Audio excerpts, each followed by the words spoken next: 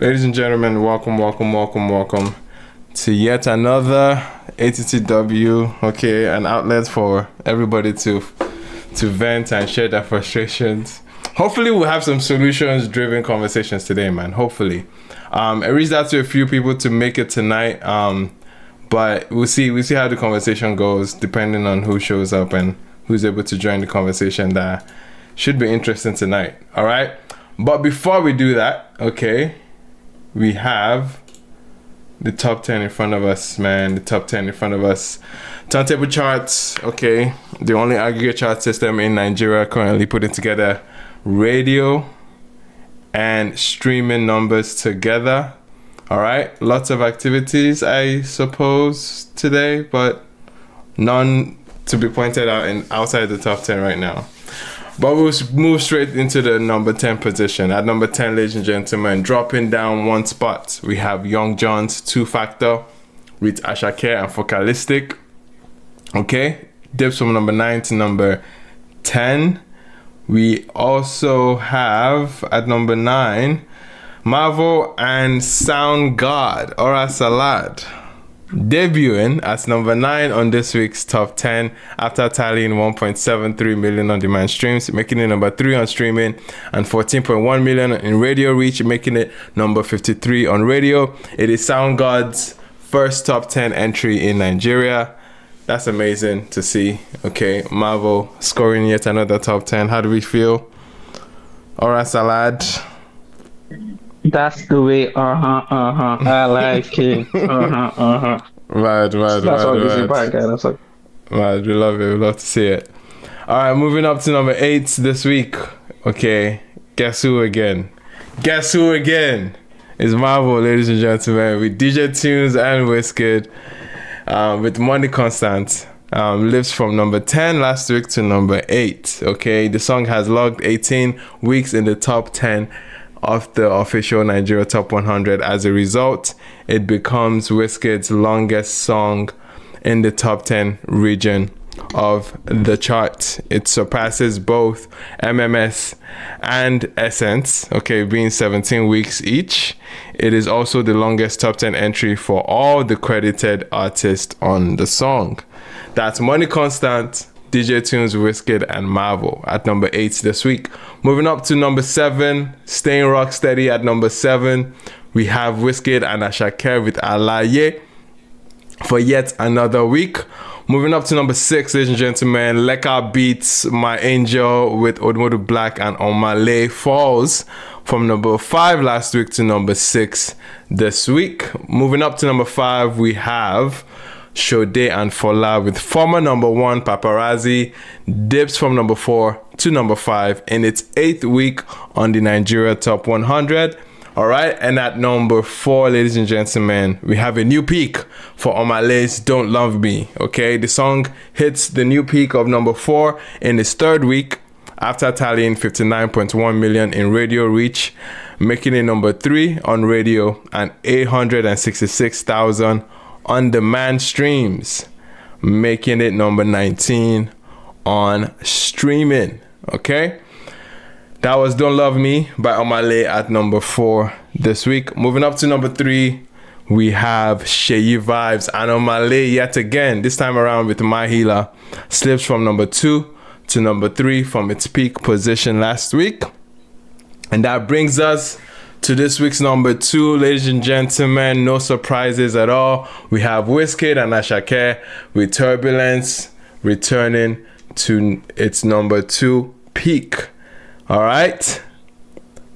And on that note, logging a 6th week at number 1 on the official Nigeria Top 100. Ashake and Wizkid with Jogodo at number 1 this week, man. The song tallied 2.79 million on-demand streams, making it number 1 on streaming, and 69.9 million in radio airplay impressions, making it number 1 on radio. It has spent 6 consecutive weeks at number 1 on the official Top 100. It becomes one of the longest number 1 entries on the official singles chart in history. We have Lonely at the Top with Ashake by Ashake for 13 weeks, Godly Omale 11 weeks, Twerk is Daniel and Davido 11 weeks, Sip Alcohol, Joe Boy, 10 weeks. Fun by Rema, 7 weeks. Asiwaju by Ruga, 7 weeks. Buga Lolo Lo by Kiss Daniel and Techno, 7 weeks. Bandana, Fireboy DML and Ashake, 7 weeks. Live by Kiss Daniel, 7 weeks as well. For You by Tenny and Davido, 7 weeks. Jogodo by Wizkid and Ashake with 6. With You, Davido and Omale with 6 weeks, and Joy Is Coming by Fido with 6 weeks as well. How do we feel about this week's top 10? All right, how do we feel about Jogodo still making it? Those two Agbaya, why did they release in January?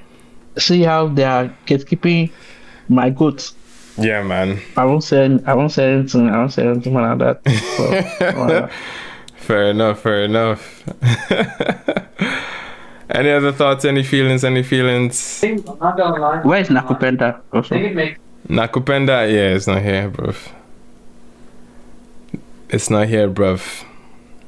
I know you're just doing Sorry, that I this man really thought that Purple Ranger was up there. Hello, man. Sorry. I say Purple Ranger as well, bro. See, this is why they say Afrobeats has declined. 3 and 4 position. Nobody's celebrating that. Nobody's celebrating that. But no allow. Oh no, we are celebrating it. It's you that doesn't want to celebrate it. Instead, you're calling somebody Agbaya. Why would they drop in general? Is it we have zoning in Afrobeats. Everybody has their own. And it's because of that zoning that the Afrobeats they say is declining now. Stop zoning. Fight for your rights. Oh man. Anyway, any other thoughts, any questions? Turntable is around for questions or feelings towards this top 10 before we transition into other topics. I mean, I just have, I don't know if Turntable is around. Yes, they are. All right, so I just want to be very real, right? Number one, number one, I want to say a very big shout out to each and everyone who's been doing this for years. I did my research, obviously after that, obviously after that day. Right. So I did my research, and to be honest, we need to give them so much credit. But just like our supposed declining baby boy or baby girl Afrobeat, the artists, which I'll say the actors, need to or are said to have to also play their part in doing their own PR. Mm-hmm. Because I've noticed that when in this country, right, once we have so much on our hands and so less attention span that if we don't hear about something for a week, we start to say no longer there. So Turntable, if you can hear me, please. I know you guys I've done my research and I know that you guys are credible is an understatement, right? I'll say you guys are very I'll use the word consistent. Please, you guys should do more so that we'll stop having topics like this, right? People will stop going on podcasts and talking about the money that people make from our chat here in Nigeria. Because to be honest, we don't care. Nobody cares how much dollar Bonner, Whiskey, or whoever is making from their Spotify. We don't give it them. It's not the entire our pocket. It's just for beer parlor arguments, right? What we care about is the fact that they are there and they are there organically, right? So Turntable, this is me saying do more, but from a place of love. Be out there. If it's to do, I don't know, man. If it's to do podcasts, if it's to do, speeches, just talks, interviews, people need to understand that. I'm not just saying it because of the generic term of let's support our own. No. It's not just support anything that comes from Nigeria.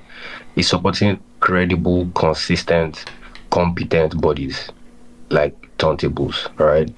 And fortunately for us, and unfortunately for the world, Turntable is Nigerian. So let us be, because the reason why we're going to be having this topic today is because people do not, and I say this with so much with a heavy heart, people do not understand the level of ignorance when they say stuff like this is declining. How can it be when you look at turntables, you look at what they've been doing, what our media has been doing, even Afrobeat to the world? Do you understand? So this is just me to just say, God bless you guys, turntables. But we need to be out there more. Wow, Right. who would have thought Lumsey giving turntable flowers on on a fateful Monday? Who would It have? shocked me like mad. It shocked me like mad. But honestly, I definitely hear what he's saying. This kind of ties into the conversation that we're talking about. It's more so about ecosystem building, other things and other fragments of music that surround music on the local space, on the local scene, need to be empowered in one way or the other. That's why we try to champion at least the conversations about turntable charts, to actually give a damn about turntable charts, because obviously we look outside every time for how music is being consumed, and how it's being like held against the world or global standards. Meanwhile, we ignore the standards that we do have, and yeah, this is obviously more reason to support a platform like turntable charts. You know, like, I mean, it's not easy to do this on a consistent level for 5 years. So flowers, of course, needless to be said, to be shared to turntable. I know Katie came up real quick to say something or to respond. I don't know. What's up, Katie? Yeah, good evening. Good evening. Yeah, I was just saying thanks, and Right. we'll take it into consideration, and yeah, we'll definitely do better. And even from a self point of view, I've forgotten the word to. Like self-reflection Yes, part of it. Yeah, we'll definitely want to do better too. So yes, thanks for. All right, for sure, man. All right, that brings us to our conversation this morning. Waking up. No question, right? I don't think there's any question. I might be wrong. No Thank God. question. Thank God. Yeah. It says thank God. Ora salad. Okay. I guess I have a question about Ora salad, bro. So it debuted at number 9 this week. I think that's the first week of recording, right? Like first complete, because it dropped on a Saturday. Correct me if I'm wrong. Yes. It dropped on a Saturday. It's a debut week. Yeah. So this is the first I don't know what week. I don't remember when it dropped, but this is the first. Oh, I remember. Week or first full week. I remember because on New Music Friday, like live stream, I was pissed because it wasn't live for me, at the time. Oh, okay. And it was on Friday. It wasn't live for me. So it's the week of February 28th to 26th, and I can see February 28th on its release day. So it was probably dropped on a Saturday or maybe Friday afternoon or something. But okay, and again, you'll probably know better on that. So. Right. Again, remind us the time period of each week. Friday to Thursday tracking period. So Friday to Thursday. Okay, so it had 4 days of tracking then. Oh, that. I think it had more than 4 days. Sorry, 6. Yeah, I think 6 days, which is, right. I mean, it's enough. Okay. Shouldn't be all right that bad. So. Do you foresee the song challenging number 1? No. Okay. No. Okay, all right, straight up. No. Straight up. All right. I think Jogodo will be here for like another 1 month or so. Jeez, another 1 month. Damn. Okay. Yeah, because I mean, this week is already done, like more or less. Right. That's 7th week. Next week is done because there's nothing dropping on Friday. I mean, it's Arasta, but it's not that strong because nobody's listening to that. Okay. And then don't say it like that. I mean, unless I'm basing it just like based on our previous releases. I know. Necessarily debuted at number 1, so you don't want to project that she would get number 1, but right. I mean, it's still probably the first major new single from any major artist, so it could get number 1 because of that level. But I don't think this, from what I've heard from Snippet, it doesn't sound like very Nigerian thing. So because of that, I'm going to also like try and. So that's 8 weeks, and right. Unless there's somebody else that is dropping, I know there's somebody that is major that's dropping after like Ramadan is over. So that's in 2 weeks time. So 10 weeks is complete. So Ooh, I think I already have a good feeling of who that is. But we'll see. You people should not worry. Oh, my list coming. Oh, my list coming. So 10 weeks, I think You dey go now. Jigolo should get 10 weeks and to be Alright. one of those songs that All in 2 right. years you wonder why it has 10 weeks at number one. So All right. On that note, appreciate it, Turntable. That was this week's top 10. Of course, look out for the full 100, top 100 next, or at least tomorrow, right? On the website? yes, like by noon 2 p.m. tomorrow, like Nigerian time, not your time. Your time is weird. Gotcha. But yes, it should be. Of course. All right, ladies and gentlemen, our conversation today. I didn't know there was another I Told Them tour happening. But it was a pleasant surprise to see people coming out to remind us of what's been said earlier. This guy. And Emmanuel, you are a comedian. Because and no, I mean, it's like, of course, it was a situation of like, oh, we didn't know before, right? And we all ignored the wise words and just allowed the economy to crumble in our eyes. We sat back, we did nothing about the economy, and then we're here. Okay?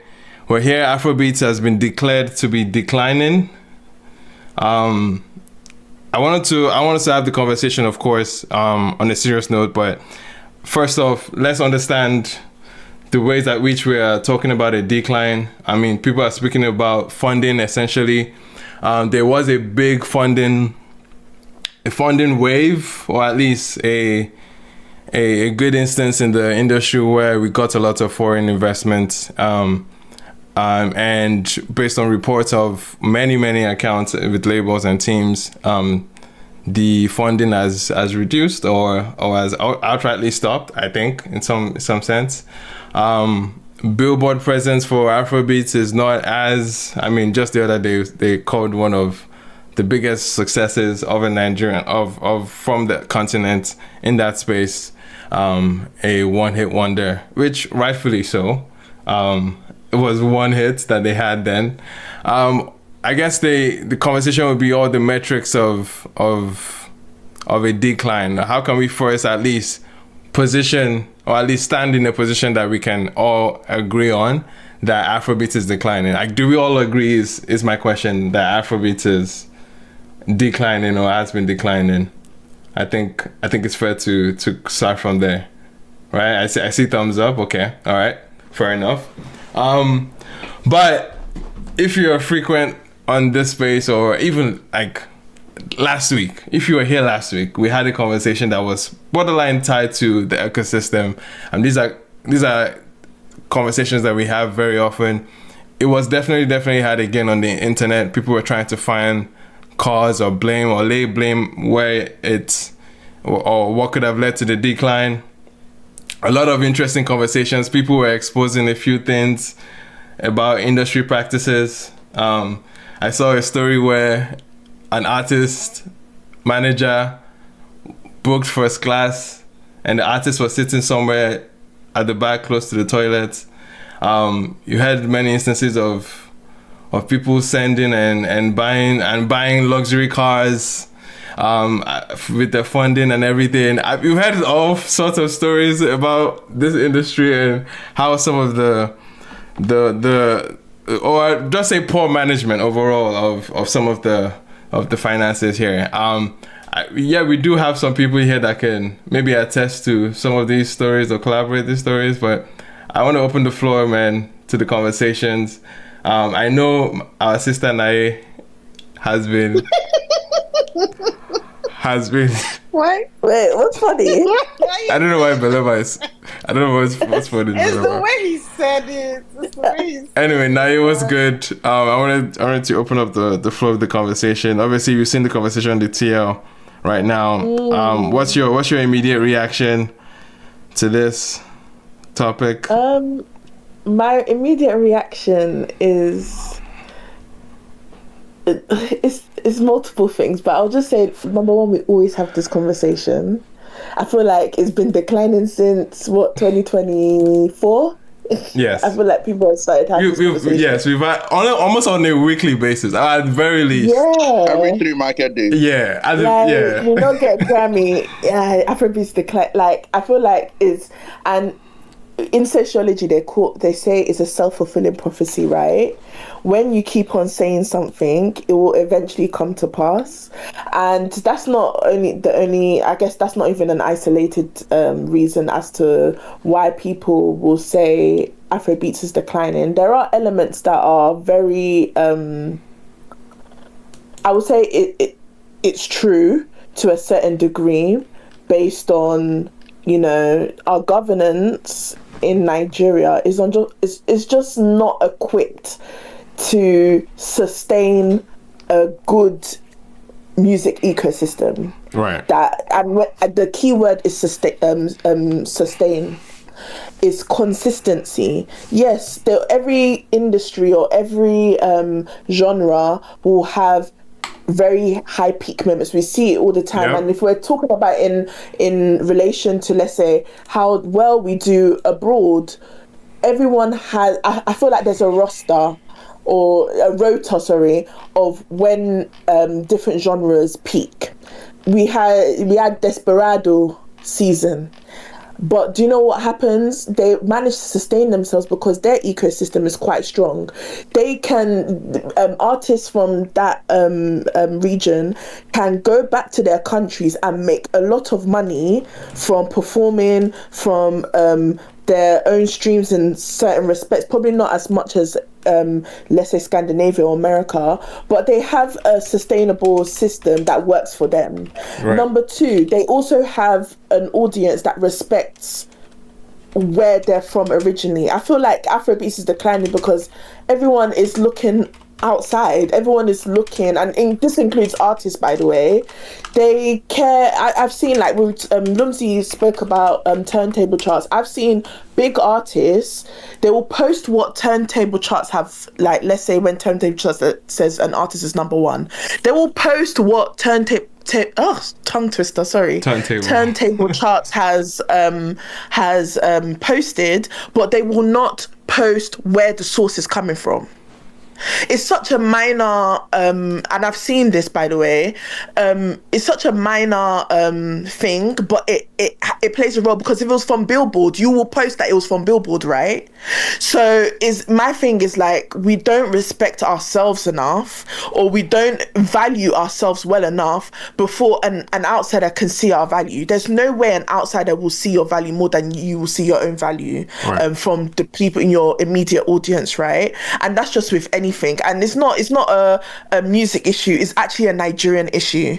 Like, it's literally a Nigerian issue. That's why I very much rate South Africa. South Africa is leveraging on what Nigeria, or even like Ghana is even doing their own thing as well. Nigeria is not on par with Ghana when it comes to Afrobeat ecosystem. Like, if we're keeping it credible, we're looking at our counterparts within our region, no one is doing, like, Nigeria is not on par with these countries, South Africa and Ghana. Those are the two, because I listen to music from both countries. Those are the two examples I can give.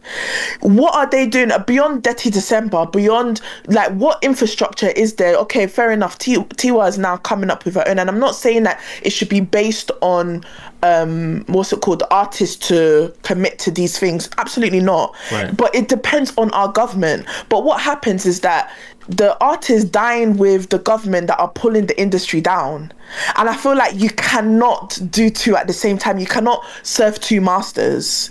And we have to be real honest. I know a lot of people like to shy away from politics, but this is literally the grassroots of the problem. Yeah. These are the people that have the power. We were speaking about the other week about what's that licensing, publishing, what's that thing that everyone was talking about? Yeah, CMOs. Yeah, CMOs, yeah. We were speaking about, where was that tied to? That was tied to the government. Yeah, it was tied to, for sure. Yeah. So that's my point. Is like a lot of these things that we speak about, you cannot dine with people that are pulling the industry down and say that, you know, it's not about that. It's because it's touching your bag, right? But if I'm being honest, the biggest artists, people have mentioned also in the conversation that big artists have a responsibility. Listen, they've made the money and they can bounce. They're individuals by the end of the day. They're citizens just like you and I. They don't owe anybody anything. Can they contribute? Of course. That's what if we're looking at morality versus ethics or whatever, all this kind of conversations is up to you. You can, it's not an objective situation that you can take forward, right? Yeah. But what you can do is hold your government to account. Real fast, I was gonna say she's very on point, but also it drives back to the whole idea of, if you go to the store and you spend your money on something and that thing does not satisfy you, you are not going to go and buy it again. If that thing is not what you expected it to be, you will carry your money and go somewhere else. Right. Yeah, that's a different part of the conversation on artists and what the value they're bringing, for sure. Yeah. So there's the Nigerian concept, and I think this is just a very Nigerian thing, where because we live in a country where things are prone to not lasting, and not that they won't last if people don't do the work, but it's because there's a lot of greed. So you might even become a politician with all intents and purposes to be a good person, and then you get in there and you get frustrated. So the thing is that you are working with a society where everybody is running in to see how much they can milk and how they can settle themselves and get out before things get bad. Because in the very Nigerian way of doing things, things never last. It shows up in our buildings, it shows up in our food, it shows up in our restaurants, it shows up in every single thing. There's no maintenance culture. We are not a culture of maintenance. So we are a culture of hustle, win, get your own, get out. But nobody ever asks themselves, like, what if I don't want to hustle, rush out, get out of this situation and run somewhere else? Like, what if this is where I want to be? Even the people that ever do that, like everybody that does that, they end up frustrated. Right. And that is the issue, is that the reason it is declining is people are looking for fast come-ups, fast money, fast X, Y, and Z, which is fair, because if you're living in poverty, you want out of that poverty. I was about to say, ties back to the economy. Guys. Yeah, that's what I'm saying, is that like Bad behavior everywhere. Real quick, I came across a snippet, or an excerpt rather, from a 2004. I mean, this is how far back we've been having these conversations, but this conversation has been had. You guys already are familiar with Dolapo Musat, founder of Retalk Sound, and he had a collaborative article on Punch with Tomide Mav of Zikoko, and they basically had a snippet that just summarizes this entire situation. And it reads, the biggest hindrance to the growth and sustainability of the music industry is caused by macroeconomic factors that seemingly have little or nothing to do with it. Okay, issues like persistent poverty, unprecedented inflation, a precarious business environment, and lack of adequate government support for creative industry initiatives are some of the key blockers to the industry's success. It doesn't get clearer than that. You know what I mean? It doesn't, like, again, we're speaking about the ecosystem last week alone.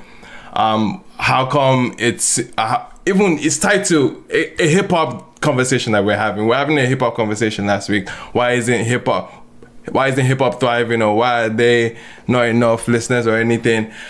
In an ideal scenario, in an ideal world, where there is disposable income amongst the masses, where the economics are enough for people to be able to thrive and enjoy what life has to offer, things as simple as going to a concert, okay, having having income that can sustain that kind of lifestyle, to be able to visit a concert, having infrastructure for buildings and event centers, to have that across all 36 states, like, and for security of transportation to be able to move around, like, just so many things that hindered the basics, okay, the basics of a thriving economics or a thriving ecosystem for music. And those things have not been met. So that's the big picture discussion that we could have. And frankly, yes, outside of trying to have lobbyists or people that can tilt the political will towards the creative industries, I don't know if there's enough of that happening. Again, I still see the glimmer of hope with the RELP initiative. At least it showed that the industry can band together and try and fix at least one problem. I'm not saying fix the entire thing. At least try and fix one issue, which is simply collecting their just due levies and holding a system that frankly should be working to their benefit accountable. Again, if they can rally, the idea that they can rally and platform and move as a unit, it just shows that there is the potential, at least if they can expand their objectives beyond the CMO situation and having to dictate other things regarding government spending, regarding like other issues that could benefit the creative industry. That's the glimmer of hope. There has to be will over there as well. There has to be a will for people to come together for a collective goal, and that's the hope that they will get to that point. But I really want to hope and open the conversation more to some speakers here. I know I have Lumsey that wanted to chime in. What's good, Lumsey?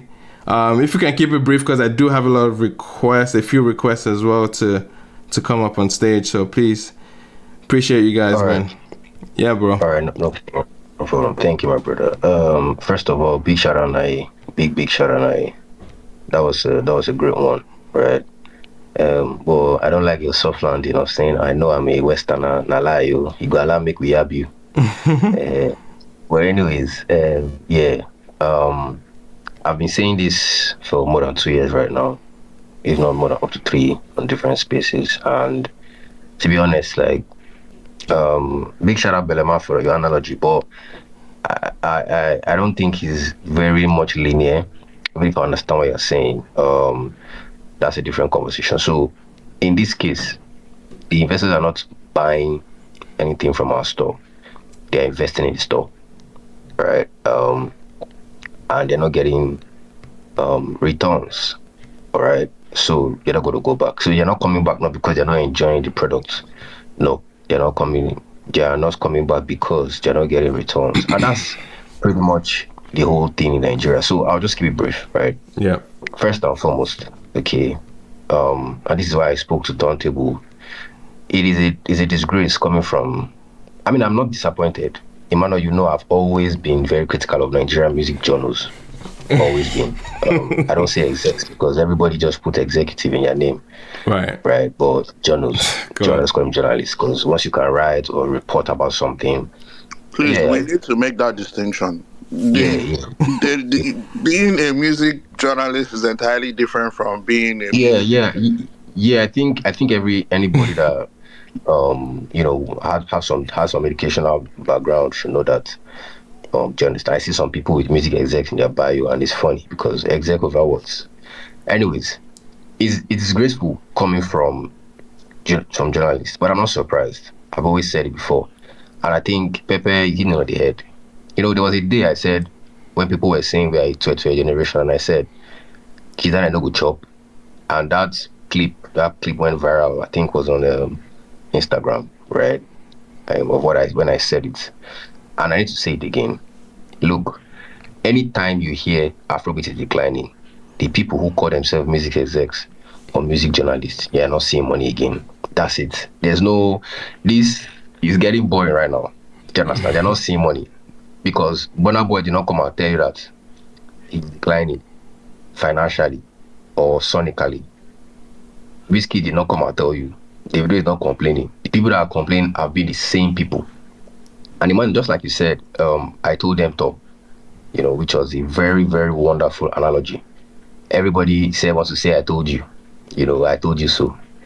Shout out to, I don't want to mention names because this is I respect this space, so I don't want to mention names, but the whiteboard guy needs to take a break. Do you understand? I mean, just take a break. He's getting boring at this point. Like, it looks like you are waiting for them to be a problem so that you can be relevant as in again.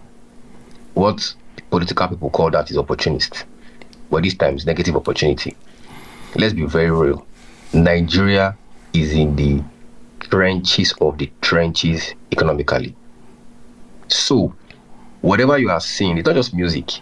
I mean, was it not this period, was it not some years ago when you saw a lot of companies left, pharmaceutical companies? Yeah, it's a lot of industry. Yeah, there was it's not just, people are making it look like Afrobeat is declining because of the sound. I'll say it again and again, no matter what we think, no matter what we say, right? The quality of music coming out in modern Nigerian era is better than before. Collectively. Again, I said collectively. We are just talking about, because one guy that we don't like, maybe because you don't like Marvel, then you say, the music is declining. We literally had Terry G. We've had funny guys come up back in the day that later on decided to be consistent and then improve their craft.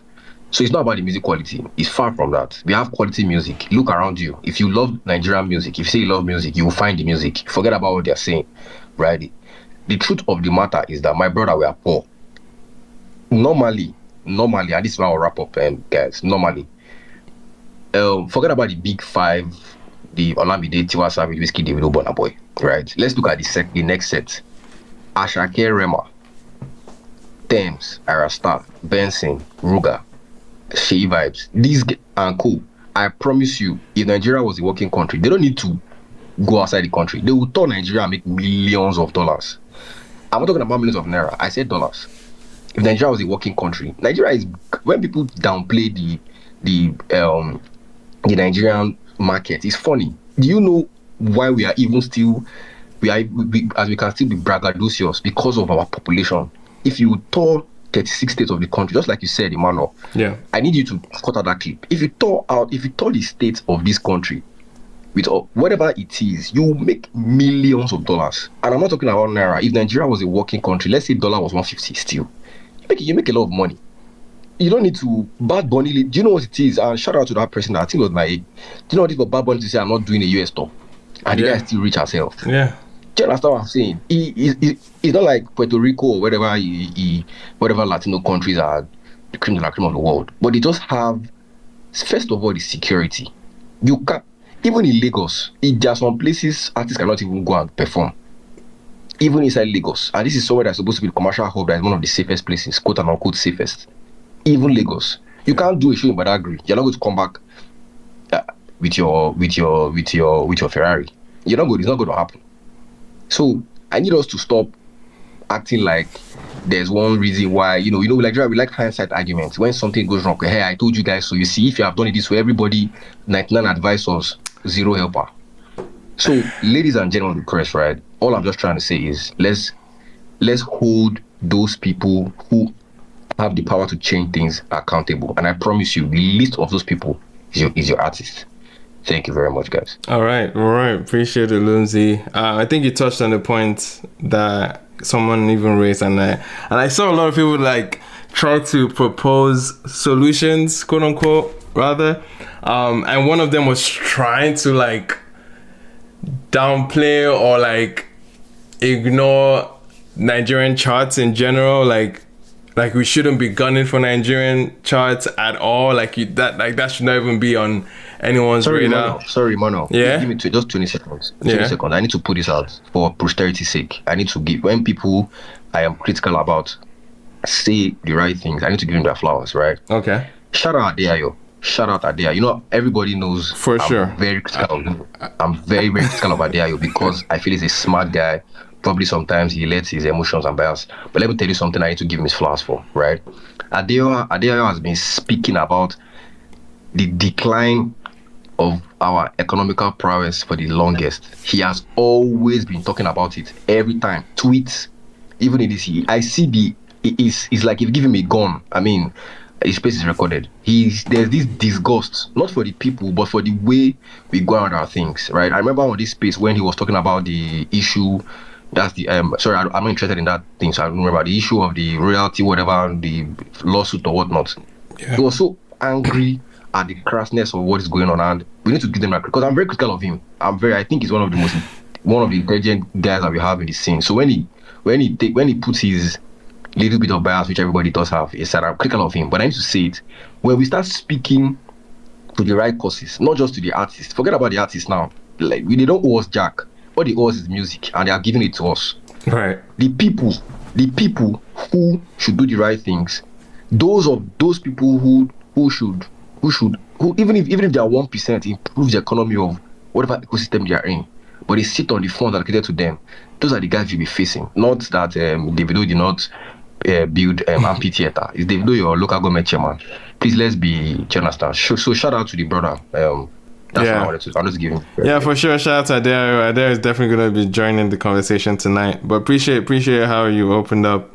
But yeah, I was just making the point about like somebody, or at least some people try to propose that we ignore the Nigerian charts overall as a quote unquote solution. I think that's such an individualistic like perspective. Like, it doesn't solve anything collectively. It does not like favor. Please, may I ask? Ignore it. How? Like, what do they mean when they say? When the streaming revenues talk, when the streaming revenue talking points come up, right? Oh, there's 3,000 for every million streams here, but in Nigeria you're getting 300.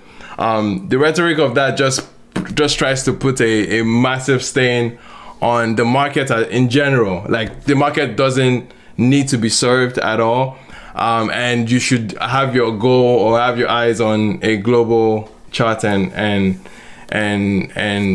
space, just for at least things to make sense economically, which of course we know that from a straight economic sense, right? Like, it's more feasible to do one thing over there versus here. But if you think about the idea, or at least the channels and paths for that to happen, say for instance a TML vibe, say for instance like artists that don't have, or at least don't create music that have a global appeal. All this is just trying to do is in a very, very subtle way, and of course it's not the intention of it, but it's in a very subtle way, it's trying to make people dilute parts and pieces of them in terms of pouring into their art, and then impacting or influencing how they create. I think that's dangerous. I think that's dangerous from a cultural standpoint, from a heritage standpoint, to ignore the Nigerian masses. Whereas Nigeria, if you're positive or if you're performing well in the Nigerian front, that even gives you leverage to even further stand stronger in a global conversation or in a global room. It really, really like defeats the purpose of having, or at least building the ecosystem by just allowing everybody to focus their goal on, say, the US or Billboard charts. It doesn't make sense for everybody. Like, it can make sense for some people. I believe it can make sense for a few people that probably might not have the strongest of Nigerian appeal or elements in their music, that naturally have a global facing type of record or delivery or presentation that they have. But to say that widespread for the entire ecosystem is just it's not practical for everybody. And again, the focus should be on collective solutions as opposed to something that just solves the problem for a few. So yeah, that was my issue with how the conversation was heading on towards that perspective. If I not show up tomorrow, start crying about Grammy. I need to go touching grass with this, man.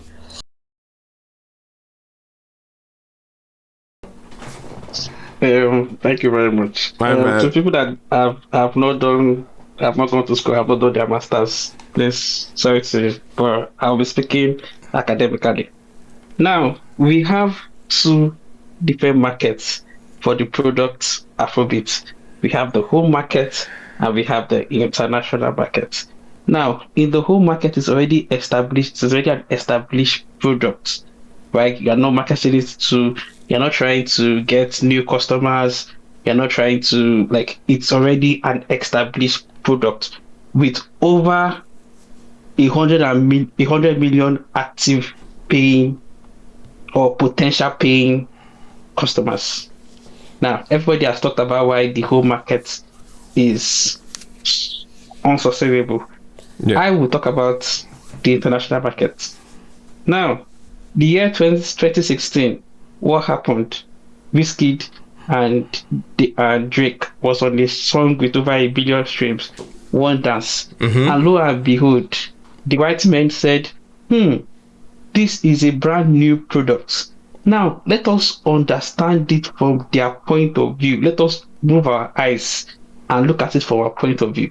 To these people, this is a brand new product. Right. We have to now look at the what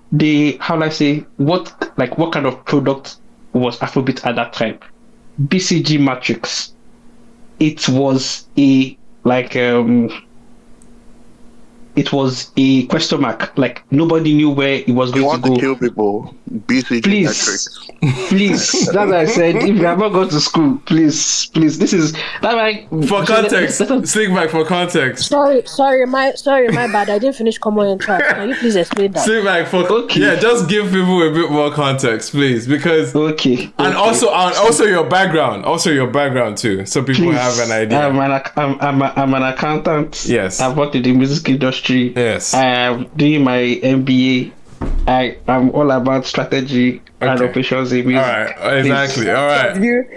He just called on us. No. Thank you so much for our learned colleague. I had to give him the opportunity, our BCG matrix, please. I'm waiting you talk. I don't know. BCG matrix is a strategic management tool, used to analyze a company's product portfolio in relation to market share and market growth. Right. Okay. So how what is the percentage of market share that you have, and how likely is your product going to grow? Now, Afrobeat as itself, it's a product, and I like when Adeayo said we have to differentiate the music industry and the music business. This is business. Right. We're talking about business. Afrobeat in itself, it's a product. Now, we took Afrobeat as a product into a brand new market. There's something called the blue ocean and red ocean strategy. So red ocean means that it's oversaturated. There you can't expand more than you are, and that is where Afrobeat is in the Nigerian home country. You cannot expand, right? So we took it to a fresh new ocean, blue ocean. There is plenty of fish for everybody to eat, right? That's where we went Afrobeat to the world, and everybody was like, there is a potential for this. Now we have to now look at it in terms of their own view. Think about think about it like a viral this new sweet that just came about. This I don't know if you guys remember that chewing gum that had all those riddles when you open it. It was innovative, it was fresh, people liked it, right? And we kept on growing in that market. We kept on growing. When we reached 2021 or 2020, we were we did not have the largest share.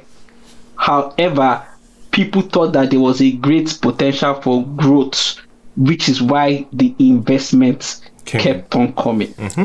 Now, the BCG matrix just tells you the product's lifetime, the lifetime of a product, how it comes from being a fresh new product to how it becomes a high selling product, and to how it plateaus and it just stabilizes, whereby there will be no the growth would reduce, which is a low growth, but it will have a significant amount of share, and that is where Afrobeat is right now.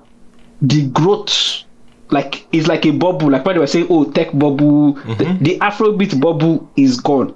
There is no growth. There's no one song. I'm not a soothsayer, but one song is not just coming up and entering 500 million streams overnight. Do you understand? Yeah.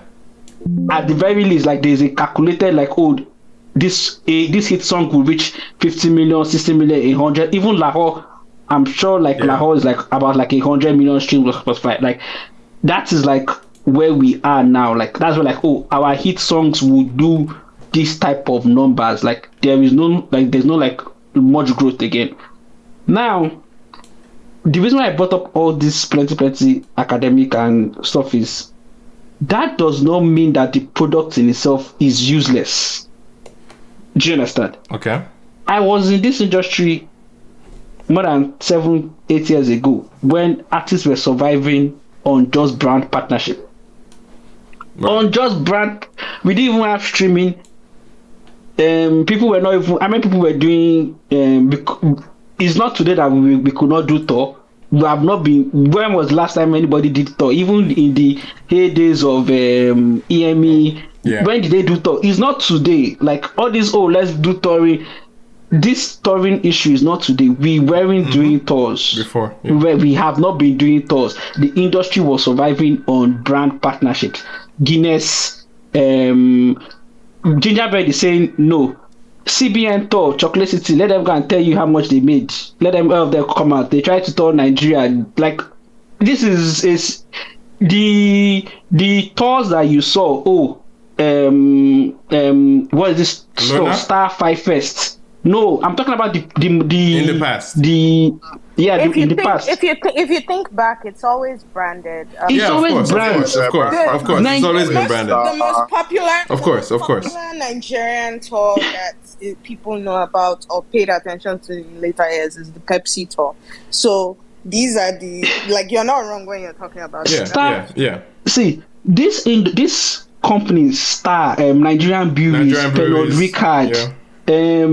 All these companies, like they were, apart from the who people that will not be named, apart from them, these companies were the ones that were soft, like they were padding the money. I don't know if you get what I mean. Yeah. They're subsidizing the costs. Artists were surviving on brand sponsorship. Yeah. Brand, that's all. Now, someone like Marvel can come in 6 months and he has like almost 100 million streams on his like in a year. Like he can accumulate 100 million streams in a year. I don't see that as a decline.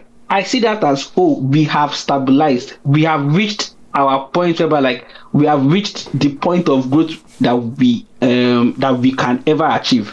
There is no longer growth. Now, the issue when you now reach that particular point, right? The next strategic decision is, if I can no longer grow, how do I, based off of the customers that I have, how do I make sure that I keep them? How do I keep my customers? How do I find out like new products or new ways in which I can sell to them, like keep brand loyalty? There are a lot of strategic channels. Slick back. So sorry, but you see this. You see how this ties back to what I was saying earlier, is that we've talked about economy, we've talked about a lot of things that are very Nigerian focused. But what was the thing I said? Nigerian society is not a maintenance society. So while you say there are different strategies and ways to push and switch once you've reached like stability, the issue is that the Nigerians do not see it as that. They see it as you falling off. And they only ever have one solution. And that one solution is go and find new market. Sometimes do not go and find new market. Sometimes maintain your market. You do not know. What do you people think Coca-Cola have been doing for how many years? Oh, God. Is it that Coca-Cola is waiting for them to give birth to new people? Oh, if you have like 1 million children in a new country, or that's where they will go and market. Like, you have to keep the existing customers. That's how you retain a business of over 50 years or over 100 years. Like, this is, forget all this tech bubble that we'll just be increasing number of subscribers, will be increasing number of monthly. It's reach a part. You run out. Yes, you will run out. So now I'm doing my master's dissertation in this thing. we have reached where we want to reach. Even if we have hit songs from now to next year, the streaming numbers, even everybody's complaining about streaming. Drake is complaining about streaming. Streaming is not even a Nigerian problem. It's an everybody problem. All the artists all over the world are complaining that the major tech companies are cheating everybody. They are cheating everybody. Whether is because, like how to put it, because of the macroeconomic factors that we think that a dollar or a euro, like we are making a lot of money because we are converting it to naira. I don't know if you get me. The people that are in these established industries, when they get their streaming numbers, they are complaining. They are also complaining. Yeah. Do you understand? My solution, let me know, is if you people are ready to solve this problem, you people should call me. You people should message me. I have the solution. I'm ready to launch a startup. Listen, let him finish himself. Let's hear it. Call me. Thank you very much. That's what I want to tell you. All right. Next year again, we'll come back and say, no global hit in 2026. Say next year. People will rest. We'll be here next year. Yes, next year. The world is falling off. It's dying off. We'll be here next week and touch on something close to this, like I'm sure. Mad.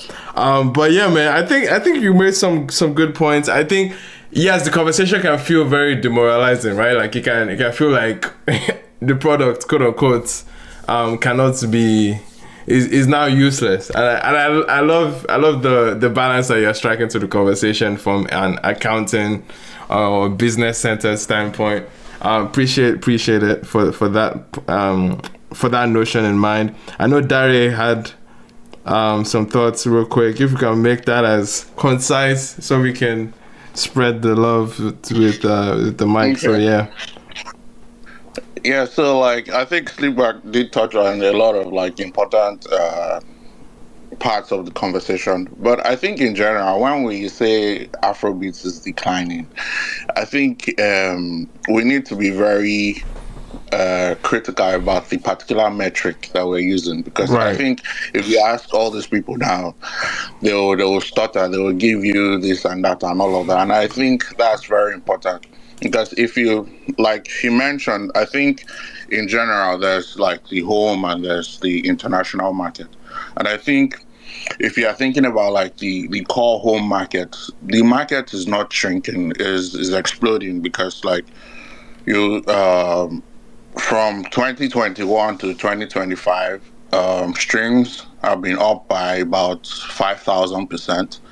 So if you look at the details that Spotify dropped, I think probably a week ago or something, about their numbers, you'll see that in 2025 alone, the local market did about 1.4 billion listening hours. So there's increase in consumption. Yeah, in consumption and all of those things. I think where it gets tricky is, okay, who made the investment and how are they getting their investment back? So because like if you're receiving investment from global investors, people that are investing dollars and all of those things, the returns have to make sense. It should actually be in things like dollars. So if you're pouring that investment back to just the local scene, it becomes challenging, because okay, how much are listeners in Nigeria paying as opposed to listeners in other regions? Right. So you have all these subtle disparities and all of those things. But if we even want to talk about like the global market, that's saying that Afrobeats is declining is not true. Last year we had reports of like the highest grossing tours ever, and there's still a lot of people that are on tour. So like tours globally, all these metrics. Yeah, so all these metrics, when you begin to look at it, when you begin to scrutinize, you see that it's more people trying to put out narratives. I also think that, there's, like Sleekback mentioned, there's a bubble. But if you also think about, like, the global market, America is not the only place. In Latin America, or, like, not the U.S. is not the only market. Right. In Latin America, we've seen like a 400%, 500% spike, 180% year-on-year growth. So like all these things are not, and people that are pushing these narratives, they're not looking at all of these things holistically. They're just hearing certain things from certain people, and they are pushing out certain agendas. Like you mentioned, they are told them to. So like it's I think it's very tiring. When I know in the US there's been like a dip in like the consumption, but like that's very typical of like the US. Um, Previously, hip hop was declining. Hip hop is fighting back. Hip hop is really US based. So it's all these things are natural. Like it's not entirely holistic when people are telling you that there's a decline. There's this, there's that. Definitely, locally we can flog the situation about a lack of infrastructure, a lack of all of these things. Yeah. But I think locally, if we want to really be honest about things locally, I think we should be trying to raise capital locally. It reduces the pressure on how much you should actually be making and how much it makes more sense. Then lastly, I think it boils down to a thing about, I know Bellamar said people don't, we don't know how to maintain things and all of these things. I think it boils down to a culture of competence and excellence in general. When we're playing locally, we could get away with certain things, and people will just not really drill down on things. But if you are receiving money from global investors and all of those things, you really need to up your game. You need to be very competent. You need to have a culture of excellence. They can't be giving you advance, and the first advance is literally a loan. Yeah.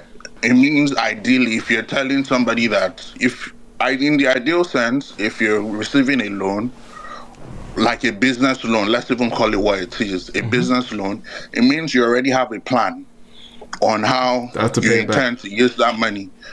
And so it's not your money. It's money for a particular thing.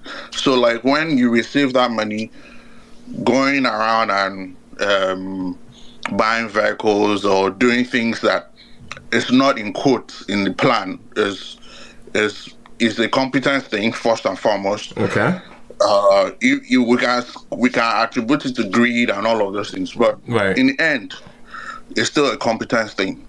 If you're not being competent, you're not doing what you said you will do with the money. And this is even separate from the macroeconomic factors. It's very separate, because you can buy house. Emmanuel, I have a question.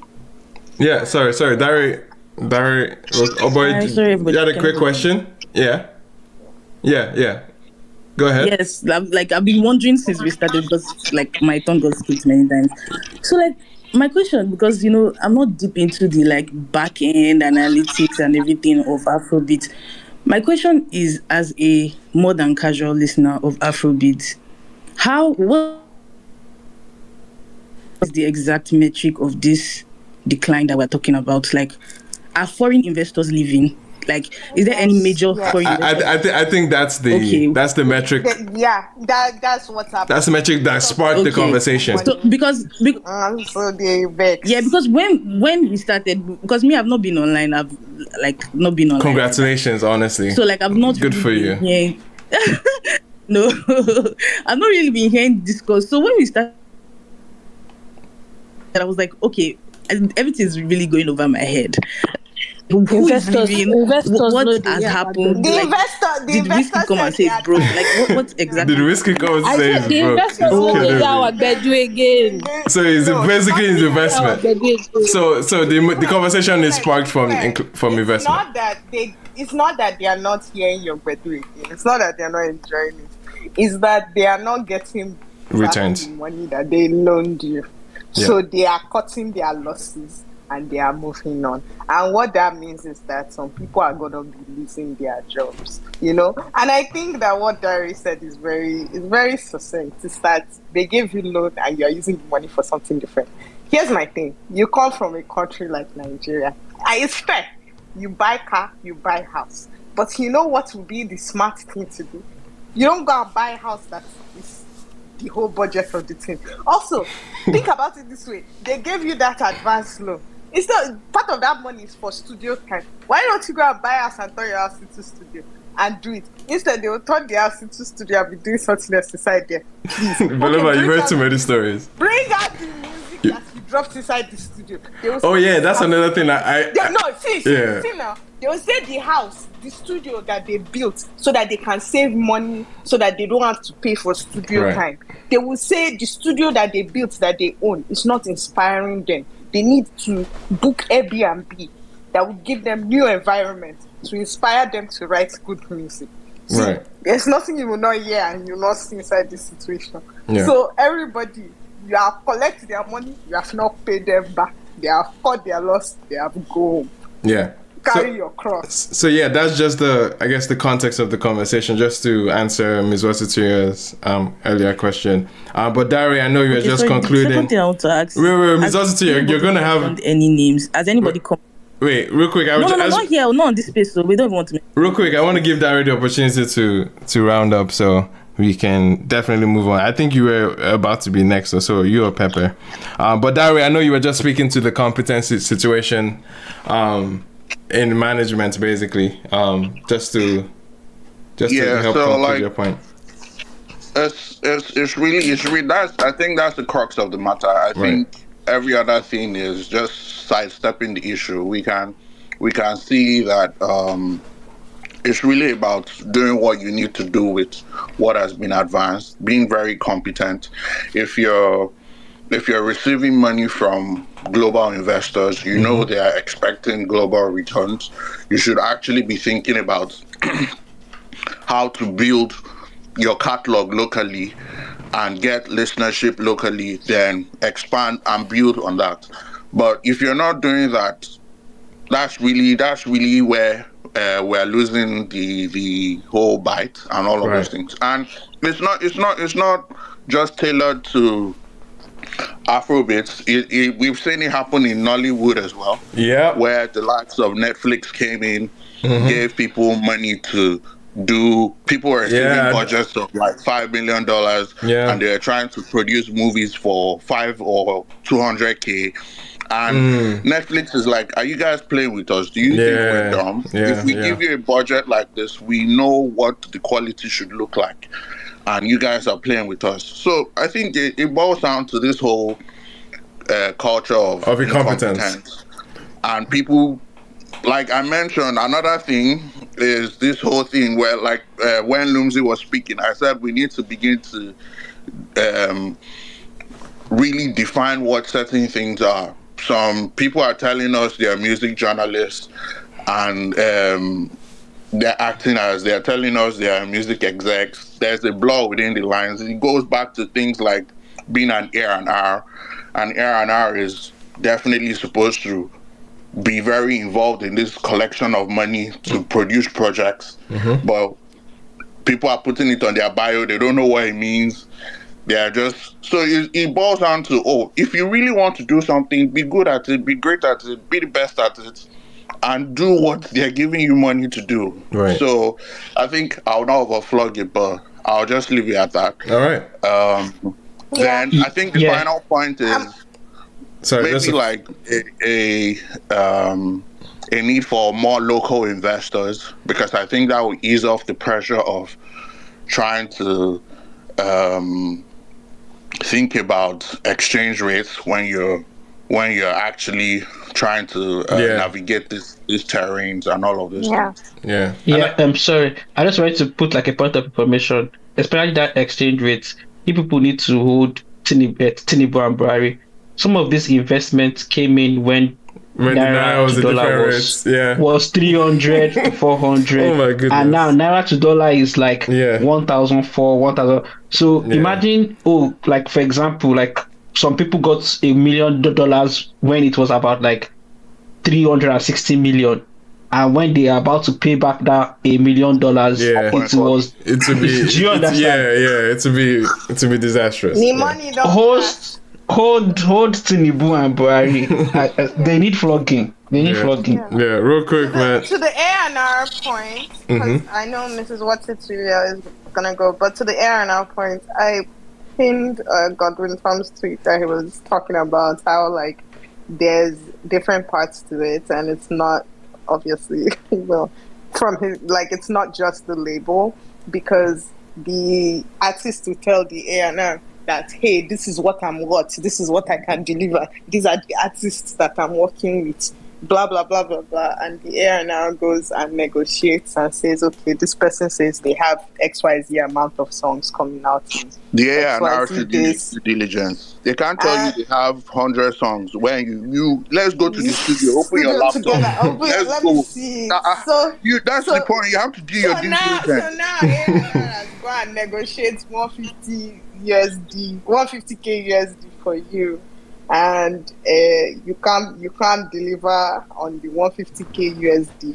6 months have passed. You've not even brought one song, so. It reached to no, it's a due diligence problem. It comes back to being very competent at what you do. Somebody cannot tell you they have 100 songs and I'll go to the studio with you. Let me listen to the 100 songs out. Let's see whether there's even some potential in the 100. You have a record with a big name. Let me hear it. That kind of thing.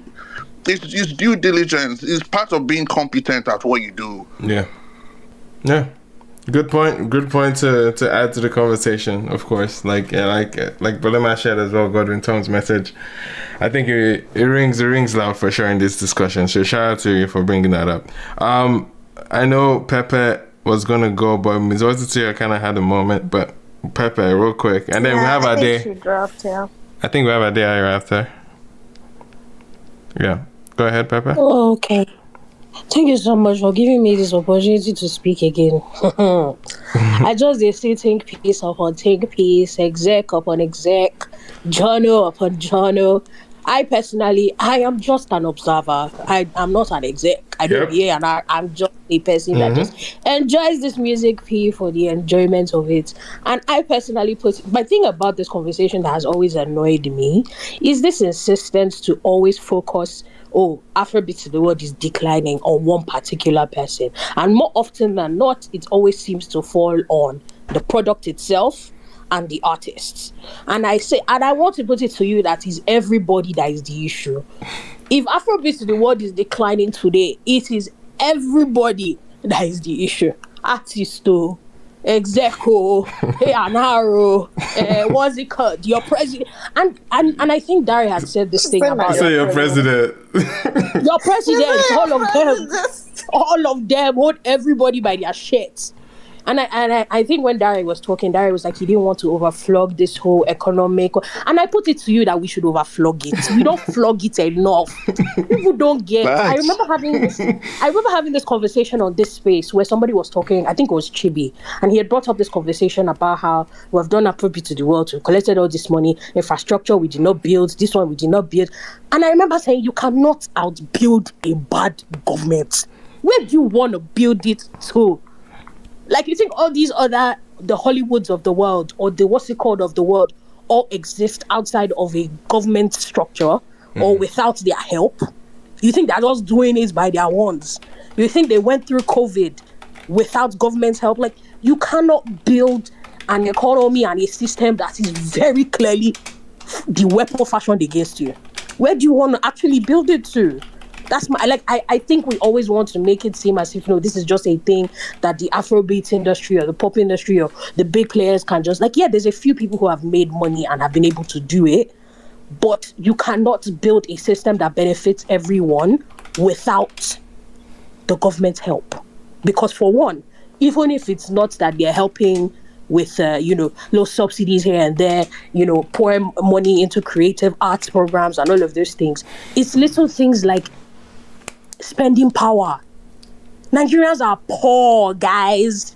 Poverty.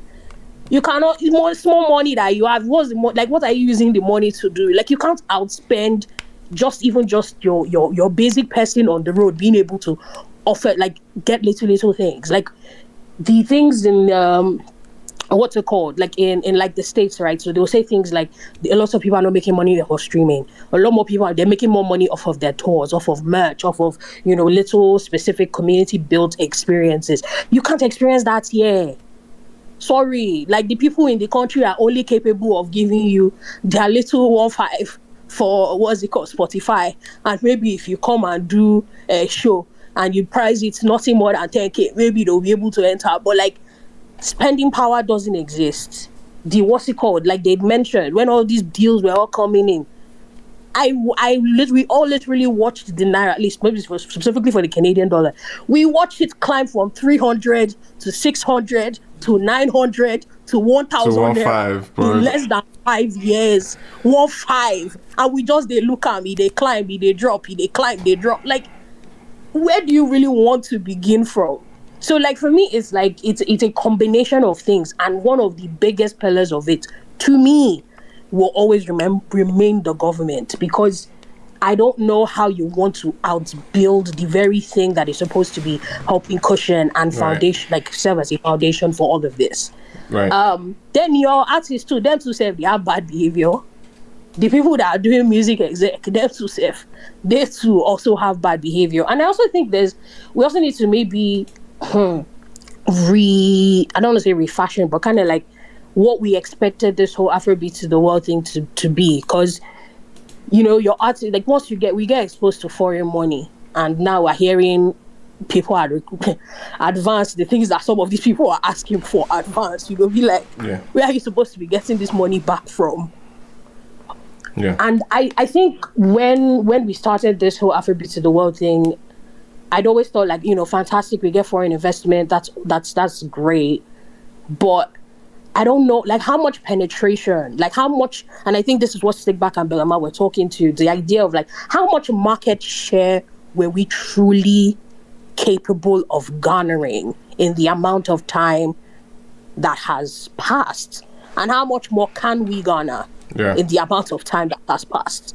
Do you get what I mean? Like I think we have to be also kind of perfect. I think we need to be realistic. Like, did we think we were doing Afrobeat to the world and all of a sudden that will be the foremost genre for everybody to be listening to? Like, is that what our expectation was? Because I don't know how much market share we were expecting. Right. And it's like I don't know what the expectation was, and because I think if we had an expectation and we didn't meet the expectation, that makes it now very clear that we are declining or we're not growing and whatever else. And to Belema and Slickback's points, like the market share that we have now garnered, what are we using it to do?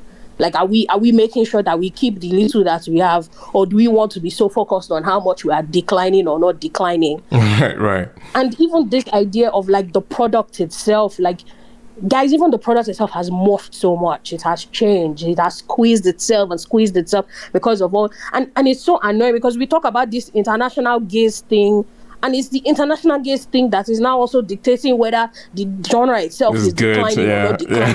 Like, it's such a, like, what kind of feedback loop is this? Like, oh, we don't want international recognition, you know, let's not focus on that. But it is also that same international P that we're not using to be like, oh, the genre don't they fall off, or you know, we're doing again, or they're not giving us money. So it's like this, and I think a lot of those things are again very much fashioned from guys, hold your government. Because if we didn't have more than, if we didn't, like a lot, we wouldn't need international gaze and international money if we felt that there was money coming in locally from local investors. But unfortunately, when you come and look at exchange rates, international investors look more appealing to the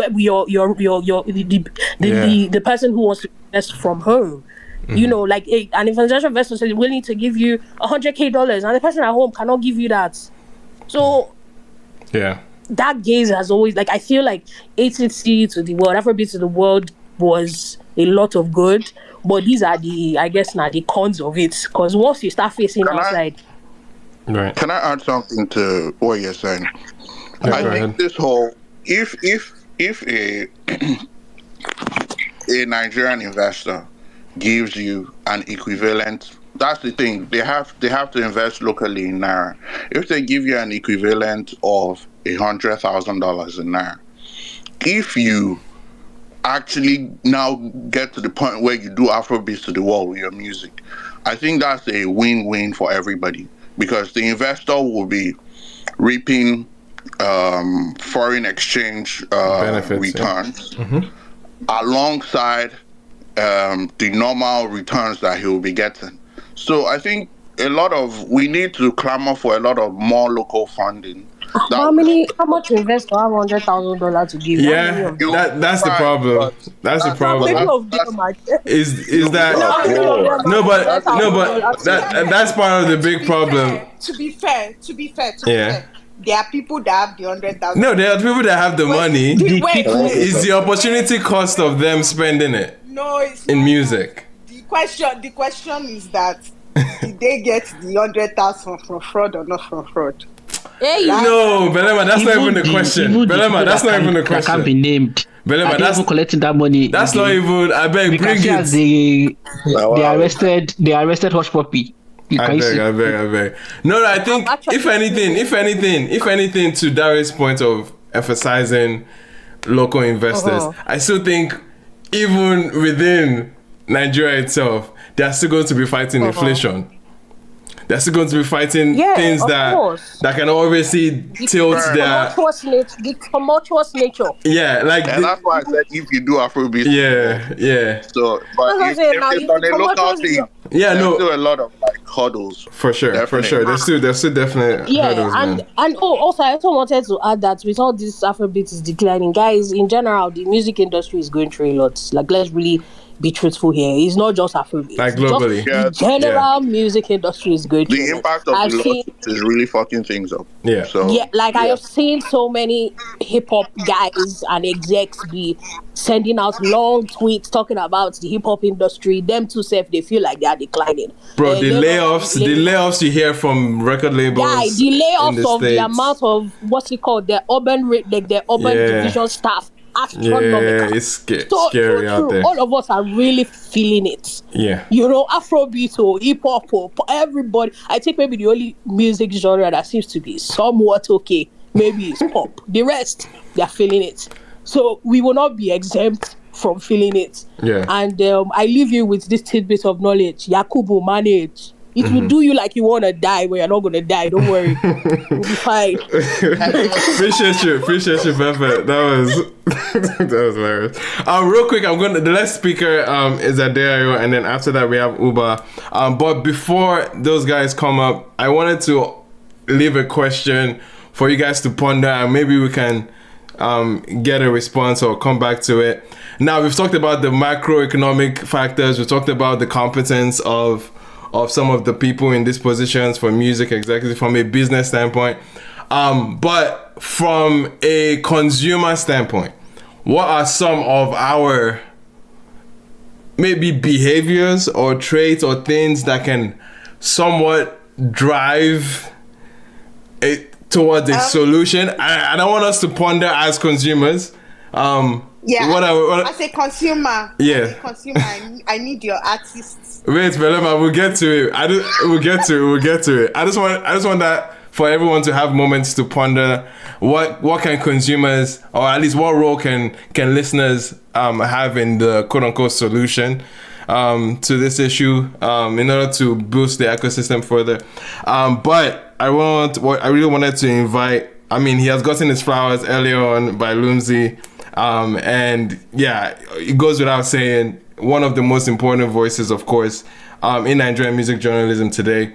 Adeayo, welcome to the stage, my bro. How you feeling, my bro? I know it's been a crazy Monday, but thank you. They want this flower worn down. Thank you. I appreciate it. I'm flattered. Yeah. So yeah, so I'll just try to keep it as brief as possible. Yeah. Number one, right? I don't want to excuse bad behavior because it's very entrenched within Nigerian society, especially in terms of our policy makers. I think in this case it's a bit overflogged, and I'll get to that. But I don't want to. At the same time, I don't want to excuse bad behavior.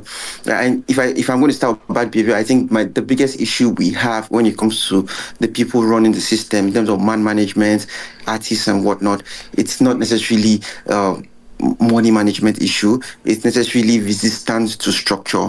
Like that's the issue we have. Like how committed are we to not even build structure to support people who want to build structure? If you've tried to build anything in Nigerian music, you realize very fast that it could be very, very like the first bottleneck you would see or you would meet are people within the ecosystem you would naturally expect to be eager and willing to embrace such structures. So I think that's the biggest issue. But even that in itself is just like it's not going to stop what is going to happen at the end of the day. It could like slow the process, but it won't. Now, like people have talked about like I've seen a couple of tweets and even offline there's always this conversation about how artists is giving money and he squanders it and doesn't provide the tape. People are asking for a ridiculous amount of money. Executives are flying private jet, first class, and this and that. It's just overstated. Like how many people are actually doing this thing and how does it like really impact the wider industry at the end of the day? I don't think it's that widespread and that like a huge deal that it's kind of like to a large extent responsible for where we are today. Again, why we are here where we are today is just the economics of it all, the macroeconomics, number one. But before we get into that, I think when people talk about the decline of the commercial aspect of Nigerian music. I don't want us to get into what we say like a confused conversation based on our own interpretation of the context and language. I think we can like really try to meet them halfway and understand what they are genuinely trying to see in this context. When they say Afrobeats is declining, is that the commercial aspect of the music is declining. I don't think when people say that, they not necessarily like have like the sonics in the back of their mind. Of course, there are people who criticize the quality of music we're making now, but it's not particular to this time. Like people have always said that last year they said it, 2 years ago they said it, in 2021 they said it's about how the quality of music continues. It's just that's a kind of like a permanent fixture. So it's the commercial aspect of it. And number one, they think about these people think about, okay, when last did we have a big global moment? And number two, how has this impacted the inflow of revenue? The inflow of, not revenue, beg your pardon, the inflow of investment, like the inflow of money coming in. So 2020, pandemic happened, digitalization blew up in Nigerian music, people started consuming music digitally, and we saw what music could be, what Afrobeat can be globally, thanks to TikTok. Amenia Piano happened, Love Wanting to happen. Then from there, it all blew up, and people start investing in the music itself, not the industry. Like the industry is a structure. The industry is very different from the music. The industry is not worth investing in. I'm sorry, it's just not what anybody who understands the fundamental of foreign direct investment or foreign portfolio investment, like. Anyone with a basic or functioning understanding of international trade knows that the context of Nigerian music as a structure is not necessarily what putting your money into, but what putting your money into is the asset itself, the music as a material, as a portfolio, as a product, where you can now market to a new global audience who have found an interest in that sound. And these are paying global audience across Europe, across Eastern Asia, across the Middle East, and across America. And this is what these labels did. They came in, they put their money down, and they took this music, they went to market it there, and they got their money back. So, and the reason why this is possible and what reinforced their belief in putting this in everyone want to like get it like quote unquote like a bite of the cake was that global hits were spawning. Like we're seeing some song achieve a considerable level of global success, and those who are not as big as Love Wanted or Calm Down were still doing very well. Someone like Wonder Barton had no Wala that's big in France. This guy Joe Boy, the producer is signed to not even Accor. It's signed to UMG Sweden, I think. I've forgotten. I'll remember his name later. Everyone like there were like big moments, and it just felt like, okay, this is the next big thing. This is like these people are getting like a bit of like global attention, and the numbers are looking good. And we can also sign them and come on board for cheap. Like getting a plane Afrobeat at that point was relatively cheaper for the American majors. It was an accounting error for them if it didn't work. So it was like low investment, high return if it didn't work. Right? So what do you say? A low risk for them. Yeah, low risks and high reward if it did work, because it's not like they're not putting that much considerable investment in the whole thing, right? So, and for a while it did work. The momentum happened, it did work, and a lot of people now, the issue people are having is not that it's not being exported by the people you expect it to be exported. This conversation doesn't bother someone like Burna Boy. He's not playing at this level. Not Thames, not Ira, not Rema. To be honest, not any of the A listers, not even like your Fireboy, your Oxlade, your CK. They're doing okay. The numbers are good. They have big numbers abroad, and they'll still, like, the back end will still reconcile. It's still green there, but the issue is that it trickled down. Like, when the money came in, it got to the base to an extent. Your smaller artists were getting 150k to do an EP. People were getting 100k. It has dried up now because there's just really people are not checking that kind of like that level of artists as much as it used to, and that is what people are conflating with artist development. So it's dried up at the bottom, is what you're saying, like. Yes, it's trying. It's not trying at the top. It's not. People are still, the biggest artists are still getting money to do what they need to do. It's just dried up at the bottom. People at the bottom are not getting as much. That's why they are like they're confused. They're like, what's happening? Like 5 years ago, 4 years ago, 3 years ago, people were giving like people at my level this particular amount of money to do this, but now someone like me cannot even get a look in, and that's where the confusion is coming in. And people are not seeing that, oh, artists are no longer being developed.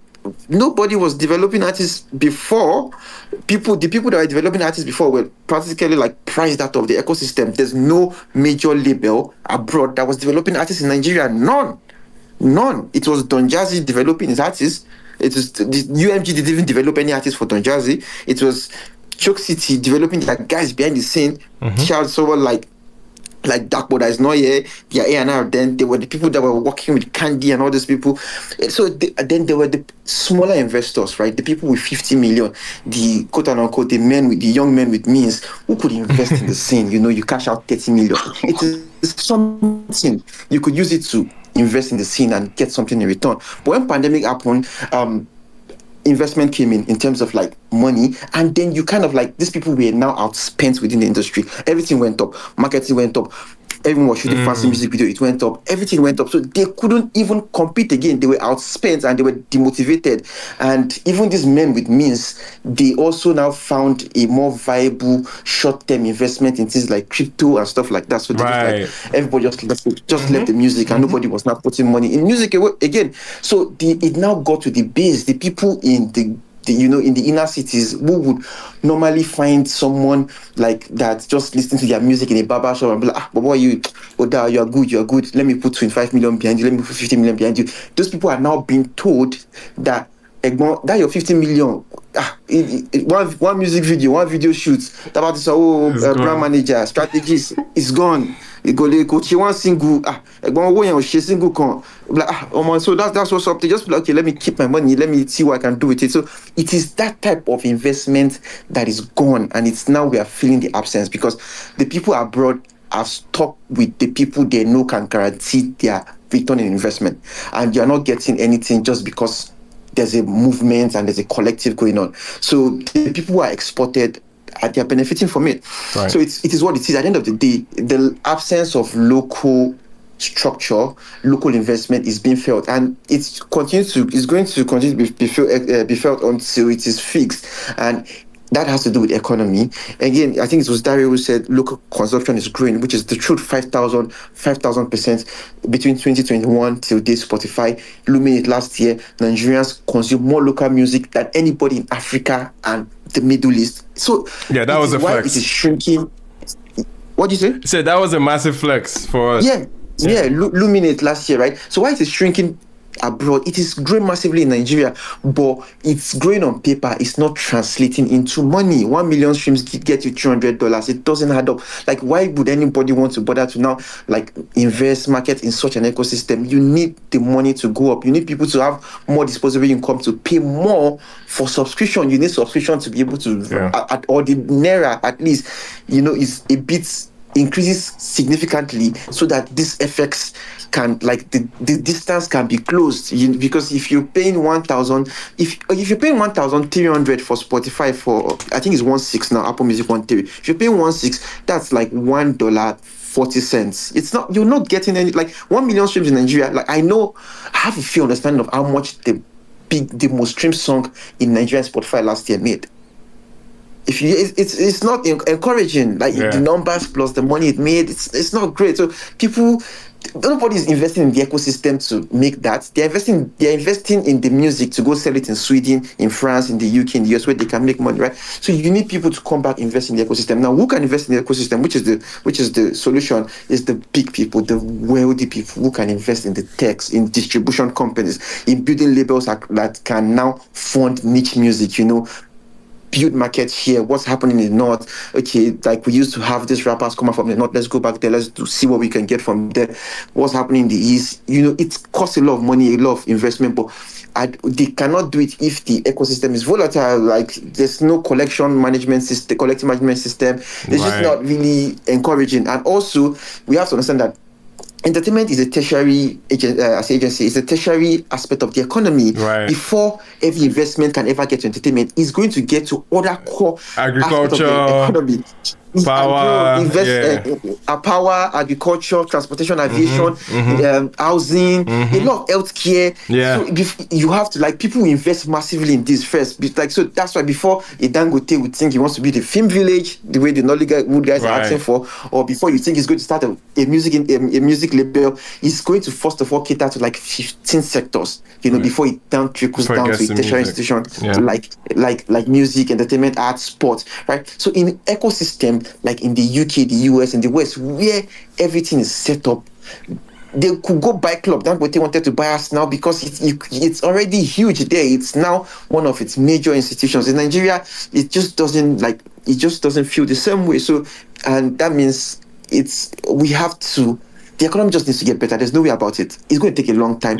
But the question we have to ask ourselves is that, were people surviving before this whole digital consumption of music and TikTok blew us up? Yes, they were surviving.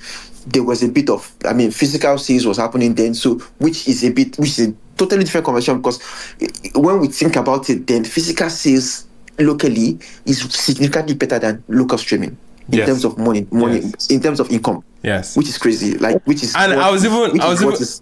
even think that's a crazy concept. I think that's actually very. It's the truth. It's the truth. P Squared said, Tubaba dropped an album Face to Face, and it got. I think you get your money advance. In advance.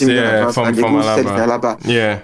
Bro, you get 1 million streams, which is maybe equivalent of, I'm not sure now, maybe let's say 1 million streams is equivalent of like, let's say 150,000 physical sales. Yeah. And you get $300. Bro, $300. Like, it's crazy. So now, it's then, let's say, like, when we compare it, it's not favorable to people now, but you also know that, okay, you have a bigger chance of having like global exposure than the people back then now. And also, the things that were existing then didn't stop existing. Like the shows didn't stop existing. People still pay money for you to go to concert, for you to go to show. Once you get a little momentum, the system is still the same. It's about how you feed into that system, how the people within the ecosystem feed into that system. And there's enough sense to fit into that system because there's an alternative abroad now. Right. And the alternative abroad comes with the desire for a greener pasture, which is very, very typical to Nigeria. This is the 70s, 80s. People jackpot to chase greener pastures. It's the same thing the artists are doing. As you jackpot to UK to chase your master so you can get a decent job and build a better life for your family, that's how someone like Ashake is more or less jackpot to America, so he can make as much money and maximize his time in the industry as much as possible. So at the end of the day, Afrobeats decline is going to be appreciated when you look at it from a global perspective of where the money is coming from, because that is where the money has been coming from for the past 6 years. The money stopped coming locally.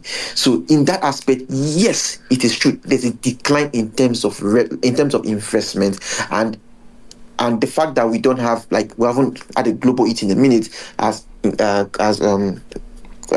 contributed to that. Yeah. But other than that, like, what do we change locally to fix this? You have to find local investment one way or the other, encourage people to invest, the big musicians to speak to their billionaire friends. It's get them to do charity, put speak to Illumedu, speak to Dangote, speak to these people, let them put together 5 billion naira, give it to some people to manage, and they would do it. Can I ask you a question? Yes, it's more money for them. It's nothing. It's what they can do, because you cannot genuinely tell him that he should actively make entertainment a subgroup of the Dangote group. I don't think he's going to be. I don't think any billionaire cares for that. Yeah, it's the truth, and it's not like a matter of mismanagement or something. Look at First Bank. The people. Look at Nigeria. Nobody runs. Nobody. No, there are no shithead executives in any sector in Nigeria than the financial sector. We have a bunch of fucking retard animals in those places who bad loans, give money to their friends. It goes back. The government rescue them. And it's not typical to Nigeria alone, but they make a shit ton of money, so it keeps going and it just keeps rotating. Nobody would take that risk with a volatile sector like entertainment, right? So what they could do is someone like Burna Boy meets up with Cecil Lamond and they go have dinner with Dangote and he says, "Sir, okay, this is what you could do for us. Build a theater." They'll probably do it. Put a funds together. They'll probably do it. So that way we can now and once the economy get better, we can get to the point where people have more disposable income to put more money in the pockets of their artists, and then emerging artists will have to bootstrap. There's no way around it. You cannot. The money is not coming from anywhere. It's not going to come from abroad. It's not coming locally either. You keep bootstrapping till someone finds the body of investment, and you. And you take it from there. It's just as simple as that. But other than that, it's the reality of the situation. Nigerian music industry is thriving in spite of the economy. There's nothing about Nigerian economy that should warrant us to have the level of industry we have, or even kudos to Nollywood that should make Nollywood be what it is. And Funke Akindele is making that kind of killing in the box office. It defies the economic reality, because Nigerian entertainment industry is the only sector to an extent reliant on local consumption ability that is still growing. If you look at, let me just end with this. If you look at federal direct investment, now if you have to understand what FDI is and what FPI is, federal direct investment in Nigeria is almost 99% unreliant on sector that demands spending power from Nigerians. Oil and gas, they just want to remove the crude oil, go sell abroad and give Nigerian government their cuts. Yeah, it's what it is. People who are investing in Nigeria in terms of foreign direct investment, they don't need to make their money by Nigerians being able to buy what they are selling. Simple. They just need to be able to sell it on a global market. So, and that is how the approach for Afrobeat have also been. They want to take the product, sell it on the global market, and if that product is not being sold at the global market at the rate it should be sold, they are going to pull back a bit and start looking at their investment. Okay, it's not making sense anymore. And this is where you start feeling the impact of those locally who pulled back because of the influx of this foreign revenue. So I think sooner or later we'll get to that point, but it's just not a case of where we can be pointing fingers and say, it's the media, it's the Nigerian journalists that is making that was American media fucking take sides openly. There's nothing Chalamet says that was going to affect Drake's sales. There's nothing academic says that's going to affect Kendrick's sales. It's what it is. There's nothing the fans says that's going to affect commercial success of an industry if it's going to be successful. The economics is just against us. We have a shitty economy, and you cannot what's that saying? You cannot win against an economy like Nigeria. I'm sorry, you can't. The only reason we are winning is because we have been playing outside that economy. We have been playing outside that economy. If we are being forced to play within the economy, we are going to have to face that reality.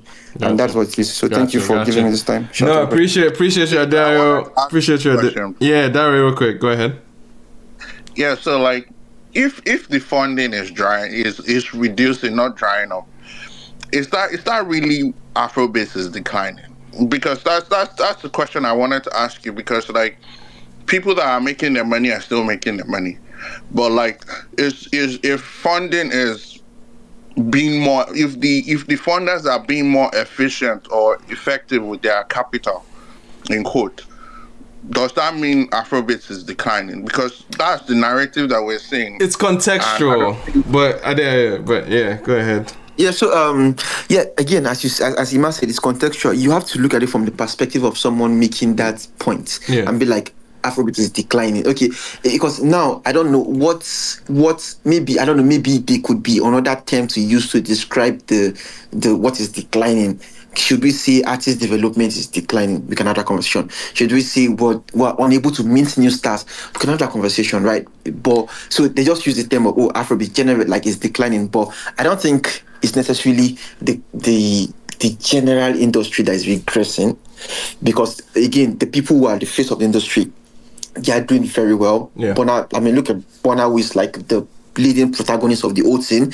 He's give or take. If he does go on tour again this year, you could know he would break record, and that will reflect positively on the general Afrobeat. But when you look at the macroeconomics of it all, like in terms of like, okay, who is getting money? Let's say between 2022 to 2023, who got money? Now, would those type of people get money? What level of funding would they get? How many people will you call to pick up your phone? I wish Taj was here. Like, yeah, we're trying to. The difficulty of getting funding now is the hardest it has been in 5 years.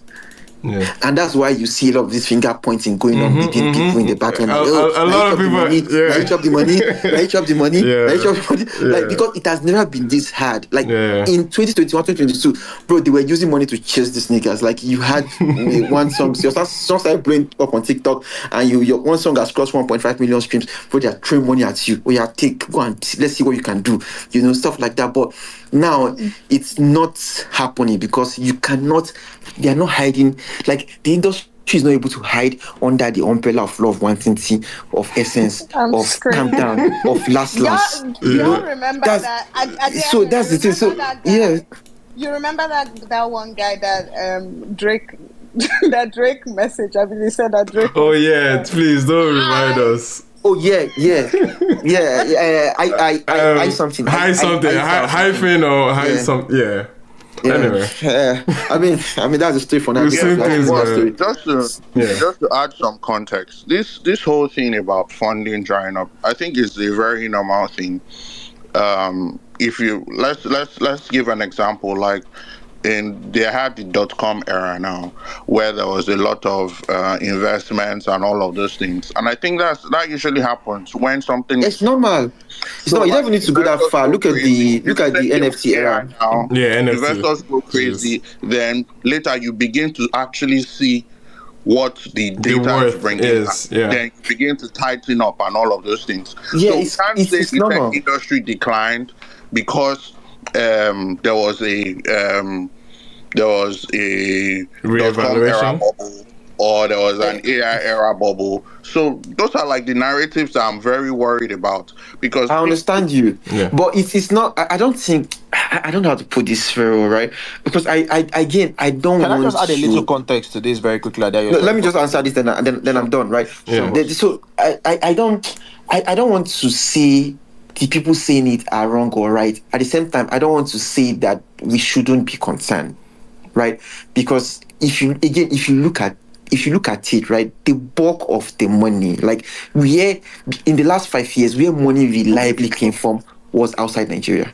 Like, was the people who were giving money to smaller artists to take a stab at it and let's see what we can do. Like the same way everyone was buying those fucking stupid monkeys during the NFT era, and let's just own something. Let's just see what works for us. So they just throw money at it, right? Now it's a case of that money is drying up, and if the primary source of your money is drying up, it's going to invariably affects the entire outlook of the industry. Even if the biggest artists are fine, some people look at it from the fact that they are not going to be here forever, and they look at it from the fact that, okay, what happens when they close shop entirely? Like when in 5 years time, when I don't know how long these guys are going to last, don't look like they're going anywhere, but like when Empire, for example, be like, there's really nothing for us to do here anymore, right? And they all leave and everybody leaves. What is going to happen? So I think like it's more of like it's like a wake-up call for us. Like we need to find a way to build stuff locally. You have to build distribution platforms locally. You have to build like venture capitals locally. You need like the bottom line is that look at reggae, look at dancehall.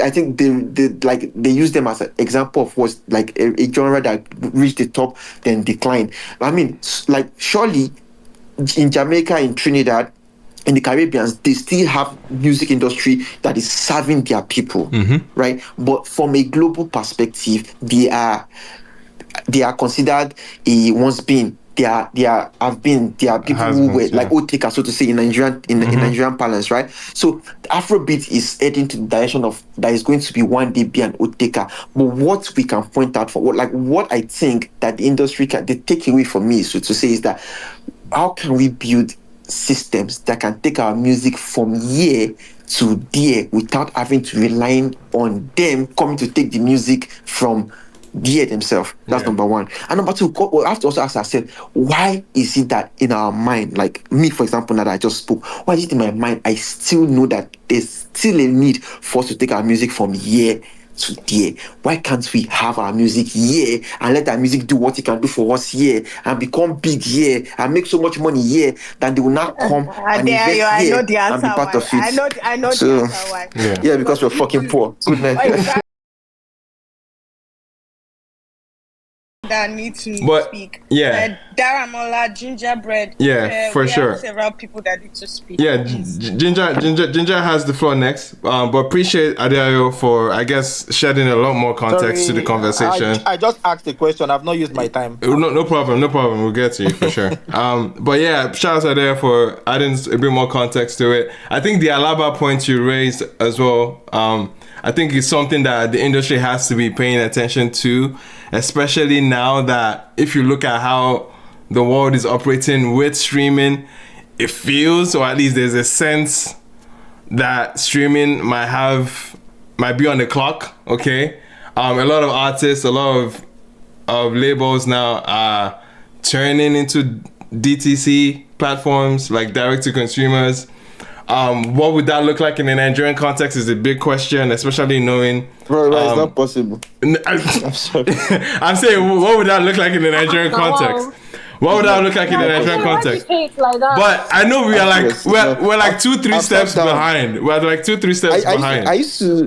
I'm someone that think about things a lot. I'm telling you, I've sat down and thought about that a lot. I've documented how everything can possibly work out and the best use case for each thing. Like the artist with the best use case for is the platform you can partner with, how to go about it, and it's not just possible because as long as the music is on DSP, it's not going to work. Simple. As long as the music is on DSP. Yes, because it means that selling CDs is a collector's item. Yes. And there are only 3 people. No, but I know that. And Nigerians don't have the disposable income for it. For that, I think that's the. And they're also unwilling. And most people will also be unwilling to do it. Like it's very easy if you want to. No, for sure. You partner with Child Deck. You partner with Child Deck. You create it. You deliver it. But the cost of producing it, the balance book at the end of the day. After everybody has taken their cut, you just see that it's a waste of time. So it's just better to sell your vinyl for like 500k, and let the 500 people or the 1,000 people that will buy it and you move on. But that CD, and I thought about it down to the base because I like to think about things at the top, how it will work and how it will also work at the base. Like when I've not entered public transport in a long time, but when I see a keke, no, I'm just trying to when I see a keke driver. Yeah, and I try to see how he consumes music. I try to see what role does CD play. Yeah, like when I'm in Alakwa market, for example, and I try to see the guys play music and see how they're playing using Bluetooth speaker now. Yes, that's it. You have gotten it. They're using Bluetooth speaker and they're using memory card. But DTC doesn't have to be on Audiomack and Spotify. DTC doesn't have to be physical though. DTC doesn't have to be physical. I said DTC doesn't have to be physical. I know you're speaking from a physical perspective, right? Okay. I get. That there are only 3 people that I know that actively or have actively in some sort of way done DTC that I'm very familiar with. One of the most recent ones was Manuel's. Yes. Yeah. Even Daramola here. Daramola does that. Yes, for sure. Yeah, Daramola does that. And then, like the most famous person that I know that specifically that's what he does is Robin. What's his name? What's that man's name? Let me find his name. Nigerian? But he's an American. No, he's an American artist. Oh, and he does like a text messaging. No, not Robin Thicke. J. Cole just did it, Belema. Well, nigga, who gives a fuck about what that's? No, but we're talking about Nigeria.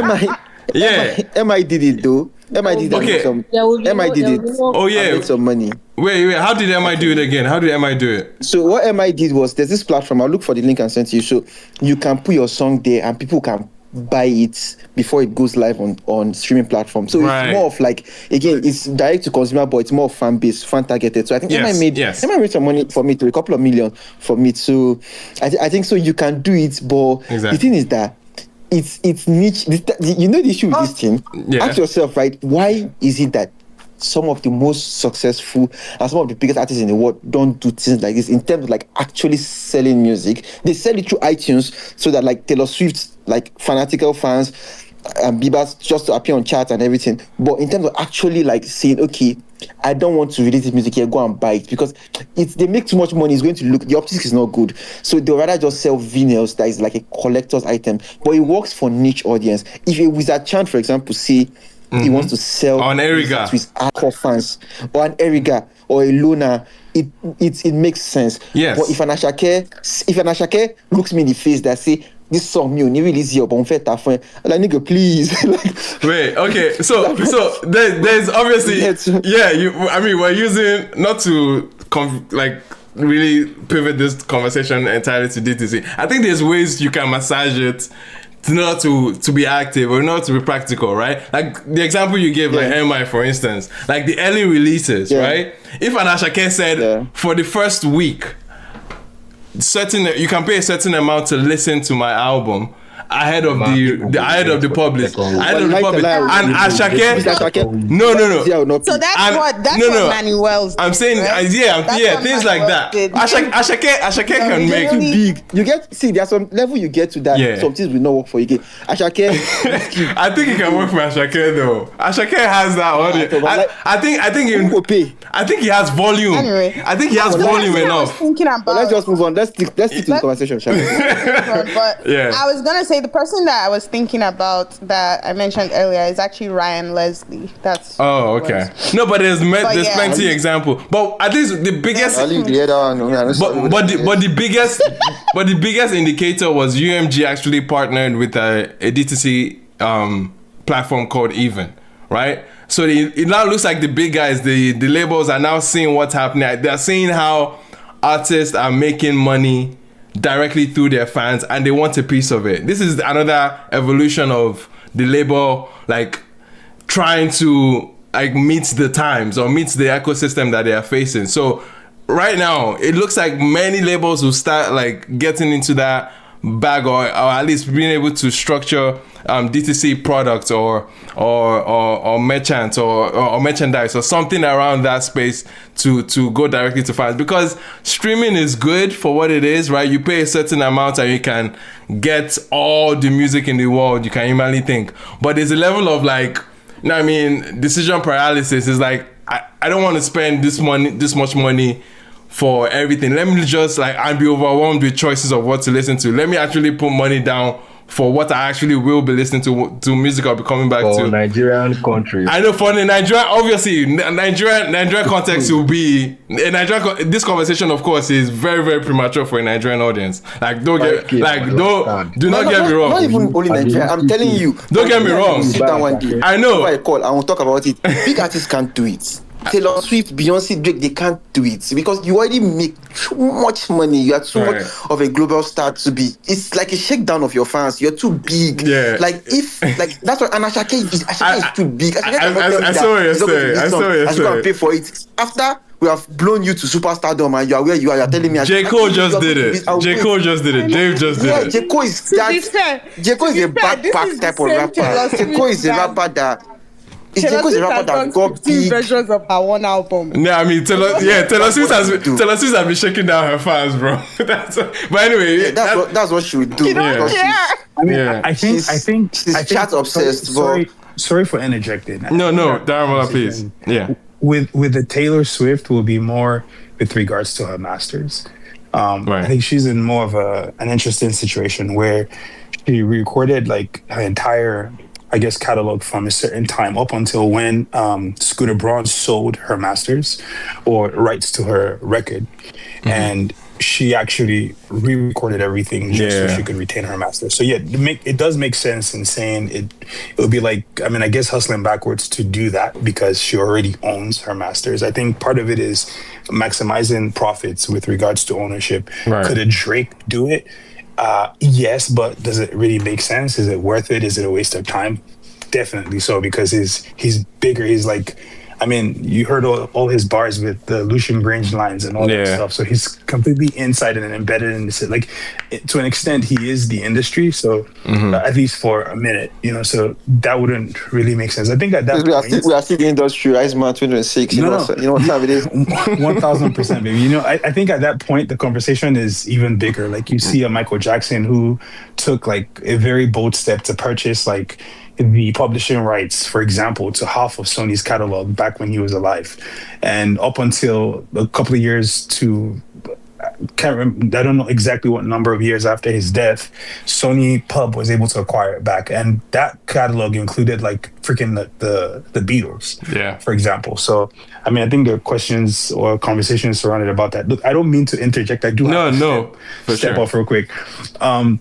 Yeah, I'm so sorry, Gingerbread. I'll totally keep my mouth shut if you need to pop in real quick. But I was just gonna throw this out here. Well, first, shout out to you guys. I haven't been here in a minute. Yes, man. I was just real quick. I was going to introduce you as one of the biggest winners of NFT. I was gonna hype you up and everything. As one of the biggest winners of NFT, because I know when Adayo mentioned monkeys, I was tired. But you know what's interesting about that? Hey man, it's even that, and the whole NFT thing is actually pretty interesting, because I still have a closet filled with vinyl records that never really went out, because I don't know that industry, with regards to the people who were in there, were necessarily there, and their notions were predicated on like music. I don't think so. I think it was more predicated on technology. And so I literally have up to like 900 vinyls now sitting in, and I have been giving them out to certain people who would love to claim it. But I think that was very, very strategic in doing that, and it made a lot of sense, because in the moment when I wasn't necessarily having my musical, I guess, moment, that that sustained. Shout out to Emma, thanks for posting that. That sustained me, big time. But you know, fast forward to a couple of years later, obviously, Iman, as we both spoke, like I was able to get signed, and you know, I've been a very quiet representative of, I guess, what I would like to coin my sound, I guess, which I am Nigerian, of a Nigerian mother and a Nigerian father from Nigeria. So I guess whatever I'm doing here is a reflection of everything that I've learned. But the Latin market is just, I guess it's strange for a lot of people, especially considering the fact, and a lot of people, I mean, outside of, you know, the Latin world or the US, right? Because it's very much quote unquote language niche, if that makes sense, right? Like there are people who hear that and they're like, well, I don't really get that. But when you start to quantify what Bunny was doing on Spotify for the past like 5 years, Bad Bunny, up until now, right, where he had like his biggest years, and just seeing Latin numbers spike, that's a whole nother conversation. As far as like the Afrobeats has declined conversation, that's interesting. I was talking to SARS the other day, and I obviously watched both his interviews where he spoke about the producer aspect of things and him not necessarily getting residuals and all the above. There was someone who came up here early and mentioned something about the economy.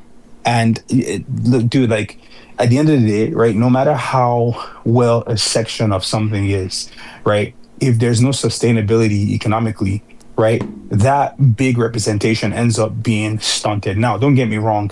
I think there is something happening across the boards musically. I think we are at a fork in the road, right? Like, for example, the, I guess, interjection between, the moment between when you had freaking buying CDs, right? And then LimeWire happened, right? And P2P networks happened, and everyone got pissed. Like, oh, dude, like, we're going to lose access to our music. LimeWire got sued, all the above. And then fast forward, that became the norm, and then led into like buying music digitally online. And then we got us into streaming.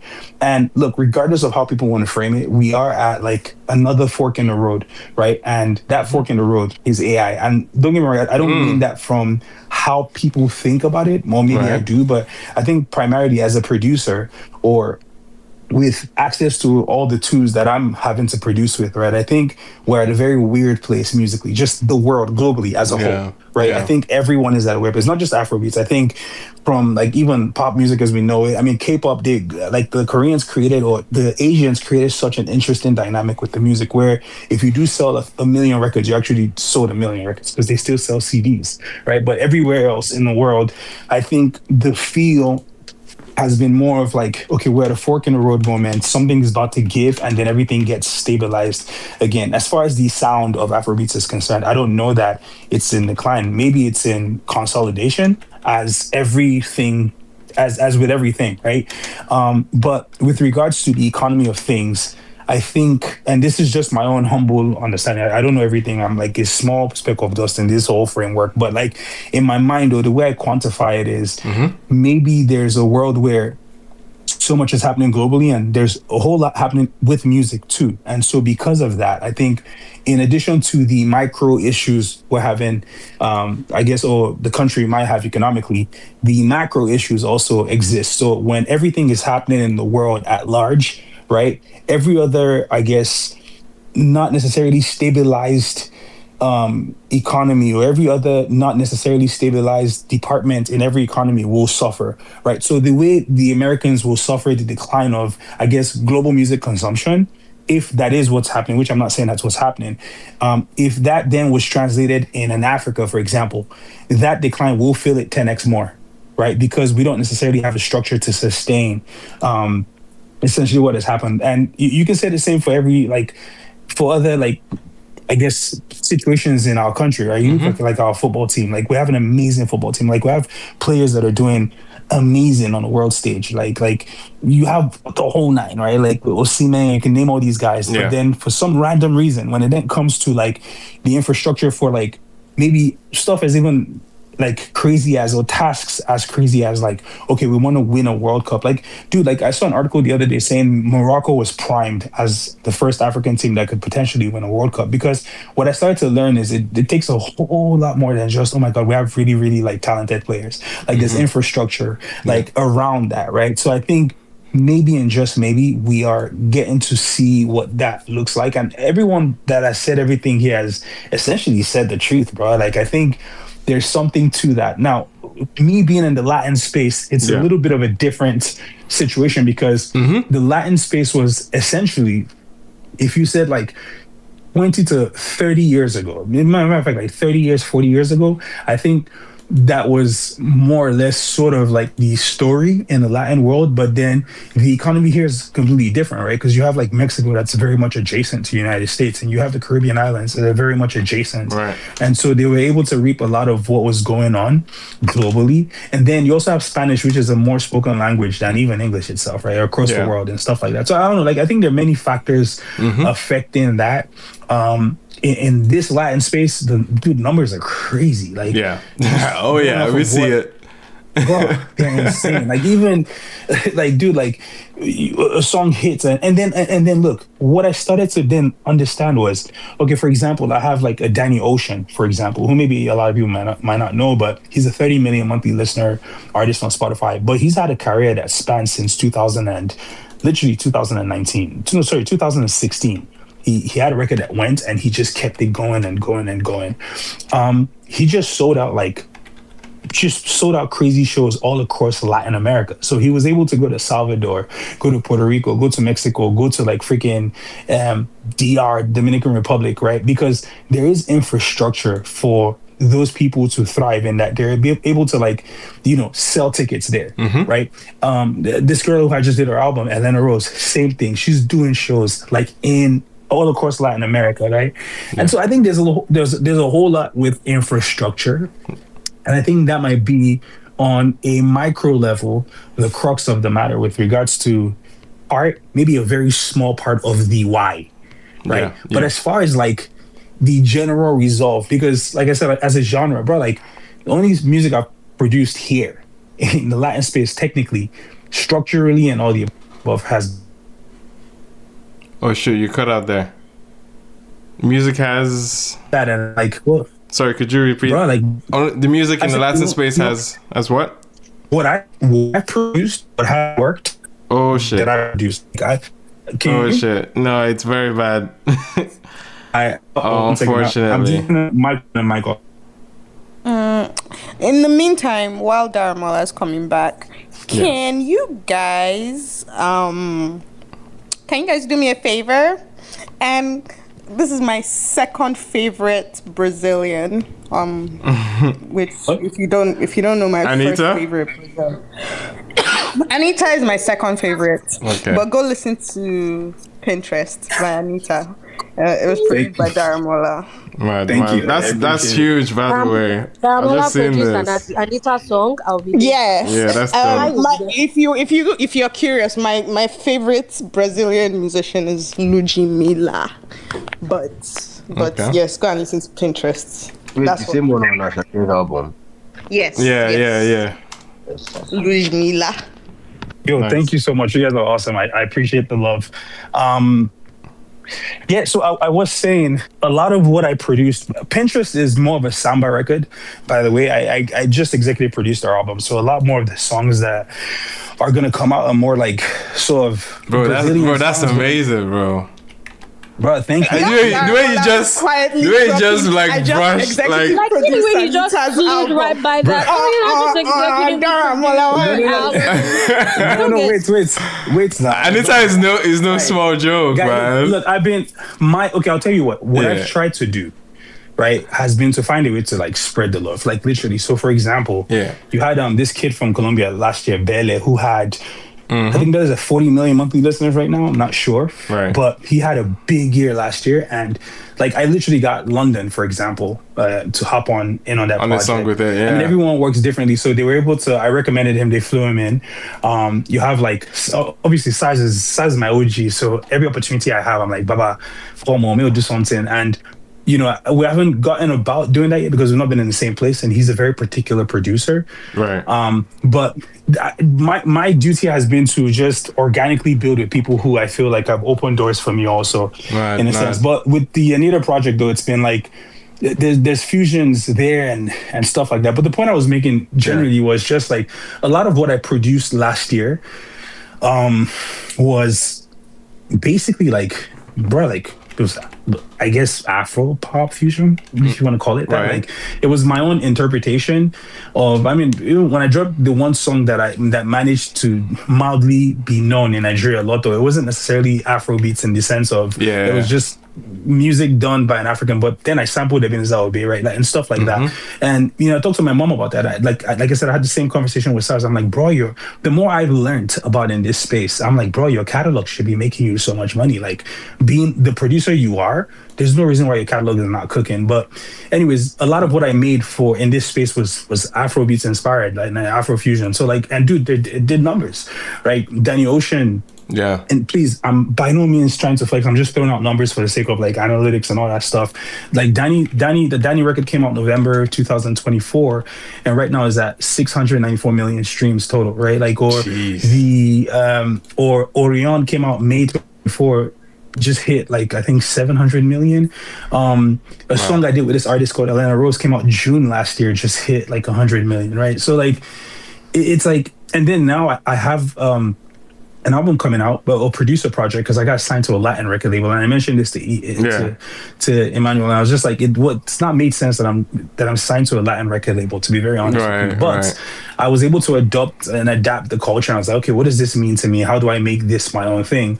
And just obviously I'm in the label structure and I've had time to really understand the space. So I think I know a lot of stuff is going to happen with that, but the bulk of the records on the album are just a representation of where I'm from. Right. Which is, you know, I'm a Nigerian individual. My mom was a musician. She was signed to a Biz record label, like the whole nine. So like, the point is, I don't know that Afrobeats as a genre, like as a sound, what's in decline. I don't know that's what's in decline, because look, I'll tell you what, again, and I'll share this when it comes out. There's a K-pop group called Idol, and I landed a song on their album that comes out in May, and I kid you not, we're in the studio in I think it was June last year, and this girl comes in, her name is Soyeon, and she says to me, I want Ira, I want Tyler. That was literally what she said. And they work like it's very robotic. It's almost amazing the way they work. It's like we came here for a mission. This is what it is. And she just wanted Afro. I go on her page. Obviously, they're like,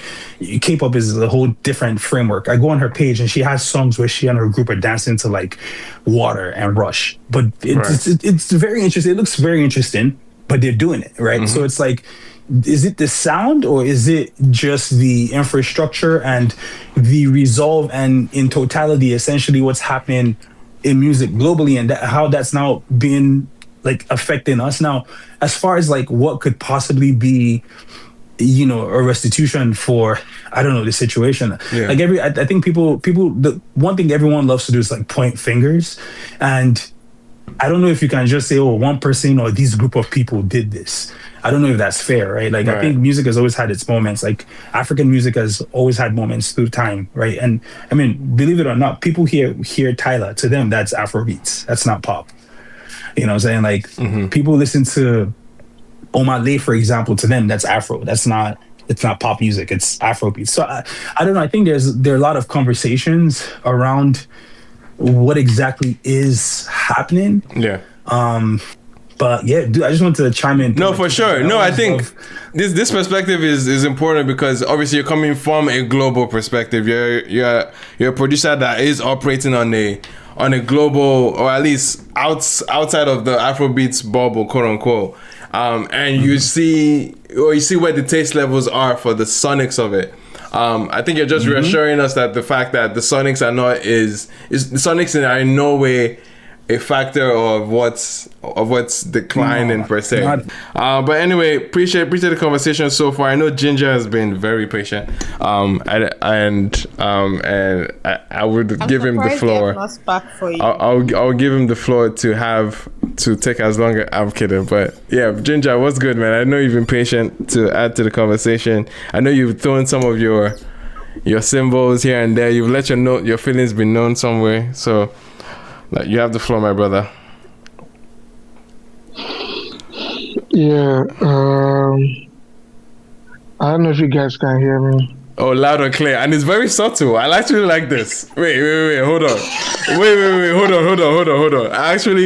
Let's keep it forever. You were meant to pretend like you didn't notice so that it continues. Let's keep it. Let's keep it at this level, please. But yes, go ahead, Ginger. Oh man, I love Ginger, man. Anyways, yeah, a lot have been said. Yes. And a lot have not been said. Let's hear it. I think for the most part, I think some people are still like, I don't know, maybe hiding some things that they're not saying. They're saying stuff like, that's why I wanted to speak before Dario left, because he said some things and I do not agree with some of them. He said, or maybe he's not trying to see certain things as well. He's saying stuff like the guys at the top are not they're not losing money, or the big guys are still getting money and whatnot. Yes, they still are, but the budgets are not as big for their next projects or whatever that they're doing. Okay. It's not coming up as what it was in the 2020s, if you get what I mean. So if you were making an album before and they were giving you maybe $2 million or $3 million on the table, that money, if you don't turn maybe 1M or 800 or something, I'm just saying, I don't know the figures, but I'm just saying that is also happening. Apart from the fact that the guys at the bottom are not even getting the trickle downs they were getting, the 100K, the 150K. Do you get what I'm saying? So yeah, that is also happening, and they are not talking about it, but yeah, it's happening. Okay. Anyways, good point. I think for the most part, this conversation is just springing up again because we've had this conversation before. Yeah. And I have been talking about it for the longest. Since Calm Down has happened. And yes, we hate to say it or we hate to hear it, and I'll keep bringing it. For the longest, we've been chasing global recognition. We've been chasing the global market because obviously Nigeria is poor, our economy is shit, we ain't got as much bread. We want to advance everything, and also we want our music to be heard outside of the continent. That was the goal, right? And we've achieved the goal. But we couldn't stay, and that's the problem. That's where I've been having the problem. Like, why is it that we couldn't like show that same consistency we showed or the dominance we showed when it comes to dominating the entire continent? Right. Because we did dominate the entire continent. We are still dominating the entire continent. I think that's a conversation that needs to be had. Like, how to balance it. How are we not able to? Yeah, how are we not able to keep up with something that we basically kickstarted, or we basically got ourselves there? You know, right? We can't keep ourselves there. Okay. And okay. Yeah, Ginger. And then what? Can you hear me? Yeah, we can. Okay, so for the most part, I think that's what most of us have to start talking about and thinking about, because if we don't produce or come back again with undeniable music, for the most part, the music is also lacking, and it's not getting, or it's not connecting as it's supposed to be, or as it's supposed to. Okay, so you're probably the first person to make the point of the music being a part of the problem. Yes, the music is a major problem. Let me even give you an example. The guy who is seen as our major, our number one guy currently, he's at the driving seat. He's at the zenith of the whole thing. Sorry, can you be specific? Burna. Yeah, Burna Boy. That's what I mean. Okay. Sorry. Yeah, I just wanted to be clear. That's all. Yeah, the person who's at zenith currently of the entire music space. Ginger. On the global scale, that's what I mean. On the Ginger, global your mic. part of it. Wait, first, sorry. So I'm hoping this will not make you deteriorate the mic that you do have. But right now you do sound a little too distant. I know we're going in the right direction, but Otilofa. I think Ginger is in the bedroom. I mean, most of you are, I'm sure. But wait, what? But yes. I don't understand. Dari is 151 a.m. Yeah, I would hope most people should be in their bedroom. As in, you're supposed to be in the kitchen. No, I think it's with someone, so I'm just making jokes. Oh, sorry, Ginger, please, I beg. Ginger, you were saying about Burna and how he's dropping trash, basically, is what you're saying? Let's see. Yeah, we can hear you. Your network don't like that statement. Oh my God, you guys are. Anyways, as I was saying, so the guy at the zenith, I'm just giving an example of part of why the music is not like connecting. So the guy at the zenith dropped an album. The last album he made didn't necessarily connect, and we saw that. It's not like it's it's not like it's something that it's agenda is hidden or something. Yeah. Because if we're not telling ourselves, except we don't want to tell ourselves the truth, or we want to be doing this whole, which I hate, the whole fanatic nonsense.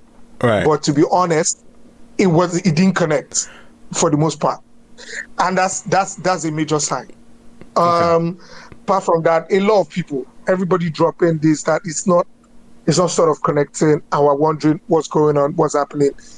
I think artists have to go back to the drawing board. That's one. Two, the ones that are saying, now I'm not talking about the guys who are on the ground or who are maybe upcoming artists and people who are not getting their 150Ks and their 70Ks and their whatever Ks they used to get, or they thought they were getting, or they weren't getting anymore.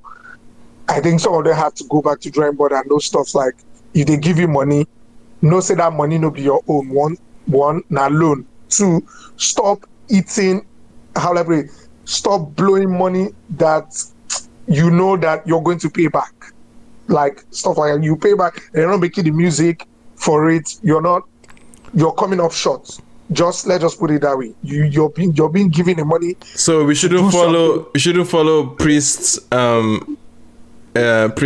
recommendation to cut our show by our sides. I go cut my coat oversized. No, you can't cut it oversized this year. This year, everything they choke like Chris.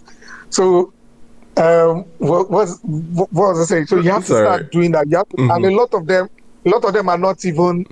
Definitely, a lot of them don't even keep to contracts. Let's not even go that route. Then also, let's even go to the guys who are part of the the guys who are part of the ecosystem. And now I'm talking about the guys who are in the rooms. That's the execs, the A&Rs, the whatever, all those niggas.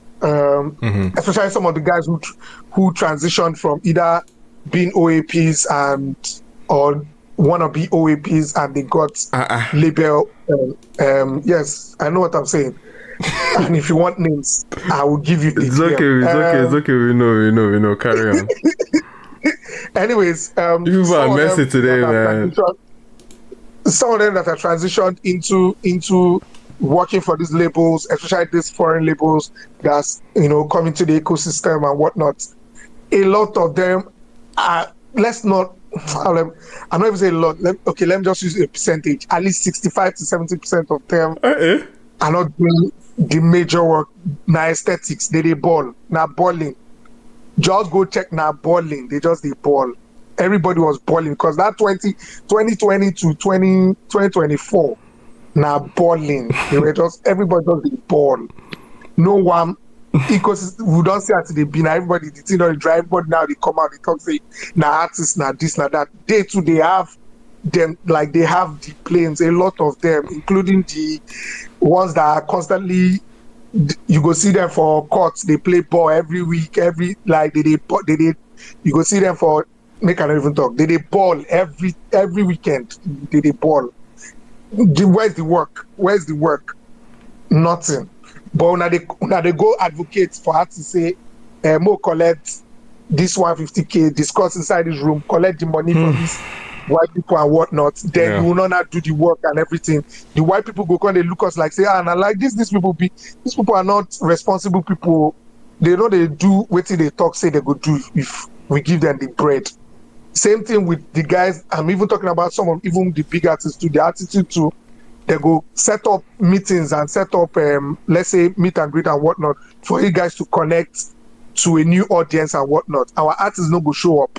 They no go come. They form one kind of thing, nonsense. Use money, buy a full house. All those rubbish. Like, there's a whole lot of thing that is messing up this whole Afrobeats to the world. So it's not just from the top, but from the bottom too as well. Nobody's responsible. It just seems like our entire political space is reflecting in our sort of like our entertainment system too. The same way that the Nollywood guys too were collecting money and just buying shit, buying houses, buying cars, buying whatnot, and doing the barest minimum and nonsense project with smallest money.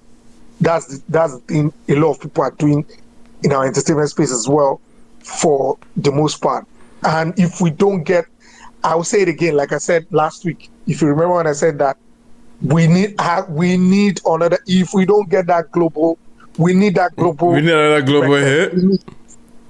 We need it. I will continue to say. People say you are pandering to the clinical. You are selling. Oh no, Johnny, where's the money coming from?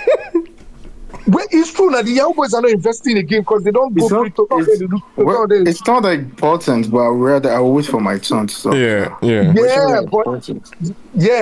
would want to say it's not important, it's not this, but bro, please tell us where the bread is coming from. If the bread is coming from the billionaires and the whatnots of Niger, they're not in music now. They're not investing in music.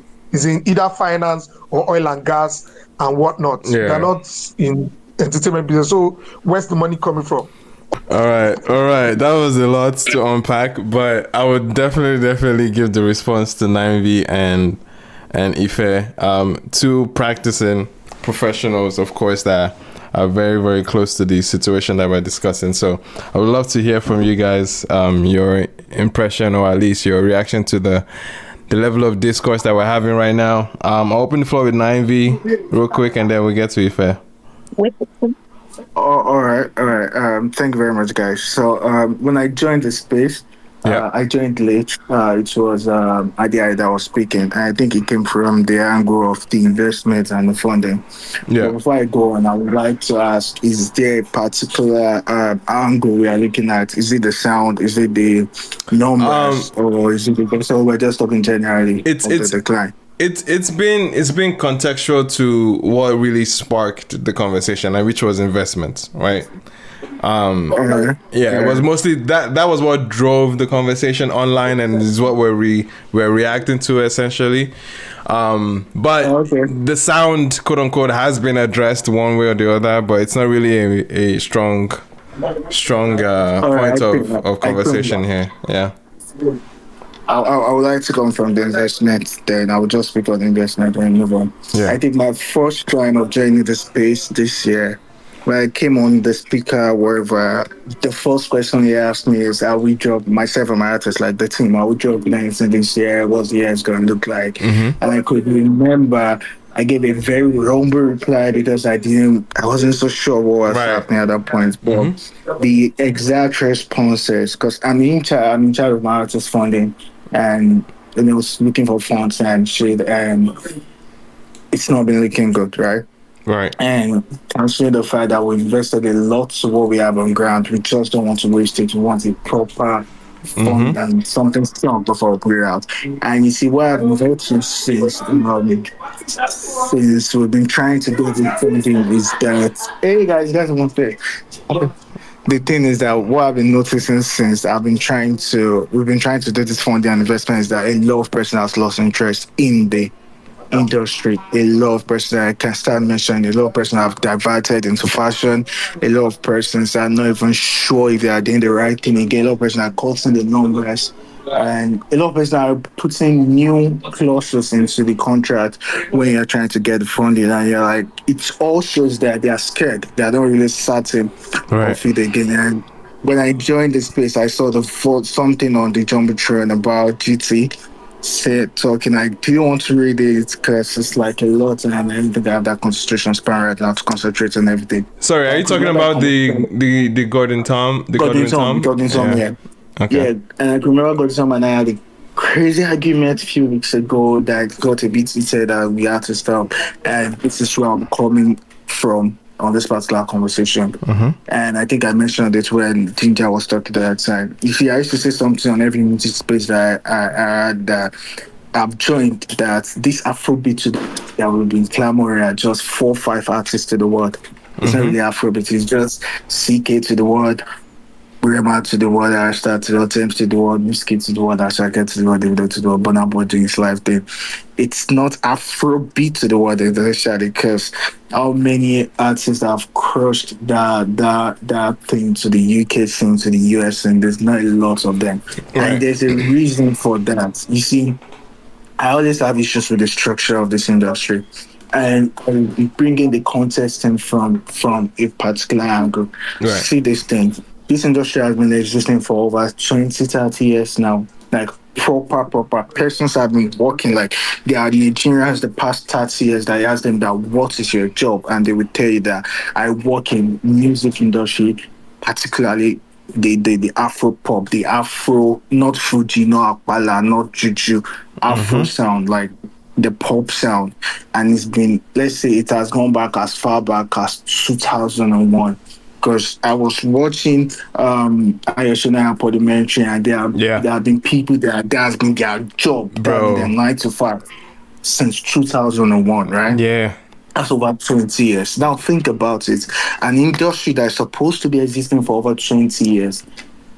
There are young guys that want to partake in the executive, but they can't even find internship roles in this industry because people are not giving back as much as they ought to. And so you say internship laws? Internship rules. Oh, internship roles. They're not filling internship roles. What you're saying? They are not getting internship. Oh, they're not roles in the getting. industry. Gotcha. They're not getting internship roles. It's because of how myopic the industry, how minimal the industry is, how they've not been able to give back to the industry, and we are confusing. Okay, I see what you mean. We are confusing the little trend we are getting to the Afrobeat, to the world thing. Bro, how many Afrobeat offices are we having in the US that are filled with Nigerians and not just white persons doing the air now and making the decision for us? The Afrobeats to the world we are getting are just few artists to the world, few artists that have a blown songs, and because they have songs that are doing crazy numbers, persons that want to invest want to recreate what they've done and they come back, and it's no surprise that these guys come to Nigeria and they're trying to recreate love wanting. See, that's why you see them, they'll go on TikTok, they see the so-called announcements we have in the country, they go on TikTok and they are searching for the same thing. I mean, I tweeted something recently about a particular label that has funded the same exact sound 3 to 4 times. Each wave has signed like 3 artists singing the same way. It's because they want to recreate a particular thing. They are not doing it's not like they are coming to stay. They are just coming to recreate the CK sound. They are coming to create a particular sound. And that's not Afrobeat. We do not have a structure. We do not know.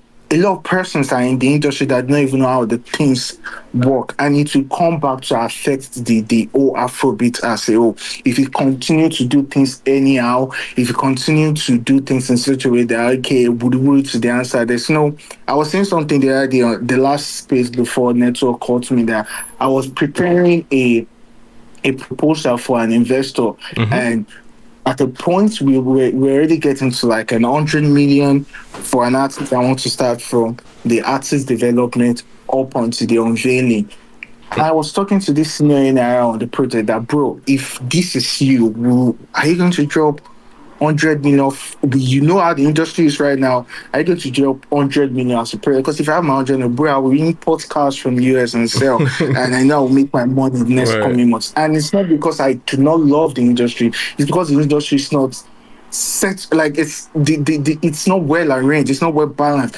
A lot people do not even know that there's the advance you are collecting supposed to be a loan and you shouldn't spend it anyhow. The supposed execs are waiting for you to collect your advance because they want to collect their 10% and 5% and leave you to your fate. And when it comes backfiring to you, they won't be there again. A personal experience, we're looking for advance couple weeks ago, and someone reached out for a very good number of advance and couple thousands of dollars, and you look at it that, and was someone that has been on our P, like, hey, I really love the sound, I really love what you guys are doing, and at the end of the day, when you look at the contract, you see this nigga and his team are ready to collect 30% of the advance we're getting, and that's their job in the industry. That's what they do. They will help you get the advance, they will collect their 30%, that they will leave you alone. It should not be you and the investors. It should not be you and the investors, and now you have to walk. Interesting. I'm talking about the OGs. Sorry, I'm talking about the OGs. That's their job in the industry. So what's the title of that role? I guess is that like a middleman? Like what? Okay, what this is what they do. They register a management company, CAC. Right. So the investors will come through the management company as the advisor. Gotcha. And now for the particular artist, they get the contract, they get the money out, they collect their 20. Sometimes some people collect 30% of the advance. Of the advance. That's then insane. They get a label. That sounds insane to me, labeled with the investors. Now and come to think of it, these investors, if they've done something. Okay, there's this particular people that give people advance. I'm trying to remember them. Ziki. This guy has given a lot of persons advance right now. The last time I talked to niggas at Ziki, because the investors are Asians, they are not ready to give anybody that doesn't have good numbers in their catalog, and they are not signing you as a new artist. They are signing your catalog now, and this is because they've released money to a lot of persons, and they don't even see the people that negotiate the contract again. Like it's left to them and the artist. And bro, it's hard. Yeah. The whole industry, this is my thing. The whole industry, the first, second generation beneficiaries of this industry did not give back to the industry as they ought to. They should have done better for this industry. There should have been a very good scheme, a very good structure for the industry whereby they are industry person. Bro, there are a lot of energy that they have never done anything and they will call themselves here now. These people just came to the industry. A lot of them are now selling cars. A lot of the first, second generations are now selling cars. A lot of them are now politicians. A lot of them are now working with the government. Bro, I don't want to mention him, but you know one of the big first OGs of the execs. This guy is now an essay to the president on, I think, cultural tourism matters. A lot of them, they do not even have an office where they can say, okay, this is someone that learned from me in the industry. The whole structure is destabilized. We are just doing make my own and leave. Let me get my money and go and do fashion. Let me get my money and go and contest for House of Assembly in my state. And if you continue doing like that, if you're not giving back to the industry that give you a lot of recognition in the country, the fame, that will just be going round about. The few persons will make their hits, they make their money themselves, and their team will think they are the one that knows best. And the next coming years, they are going to leave, and that person will come. There won't be any office for people to learn from. There won't be anywhere. Bro, I don't want to name names, but I've noticed a lot of things in the industry. And it's if we continue like this, it's going to grow. Few persons will make their money, few persons will make the name, and you think they are the ones that knows best, but it's just your time. The industry is not fixed. We are not doing anything right. And if you continue like this, bro, we have a very, very long way to go and start to see. That's my thing. Thank you. Real quick. Thank you so much, Naivi. I just wanted to just to follow through and see what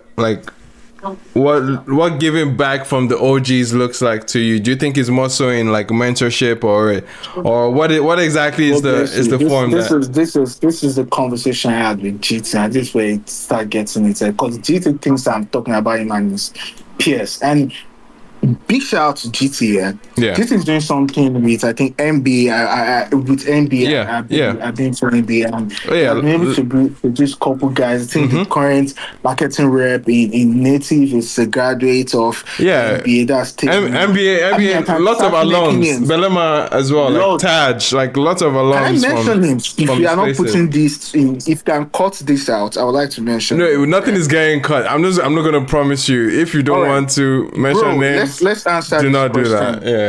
How many persons can come out and say that I learned from Bankuli? Or can Bankuli point that, okay, this couple niggas interned with me, and he has made a lot from this industry, bruh. Let's be sincere with ourselves. How many niggas can come out and say, bro, I learned from this nigga. I learned. So you think it's a knowledge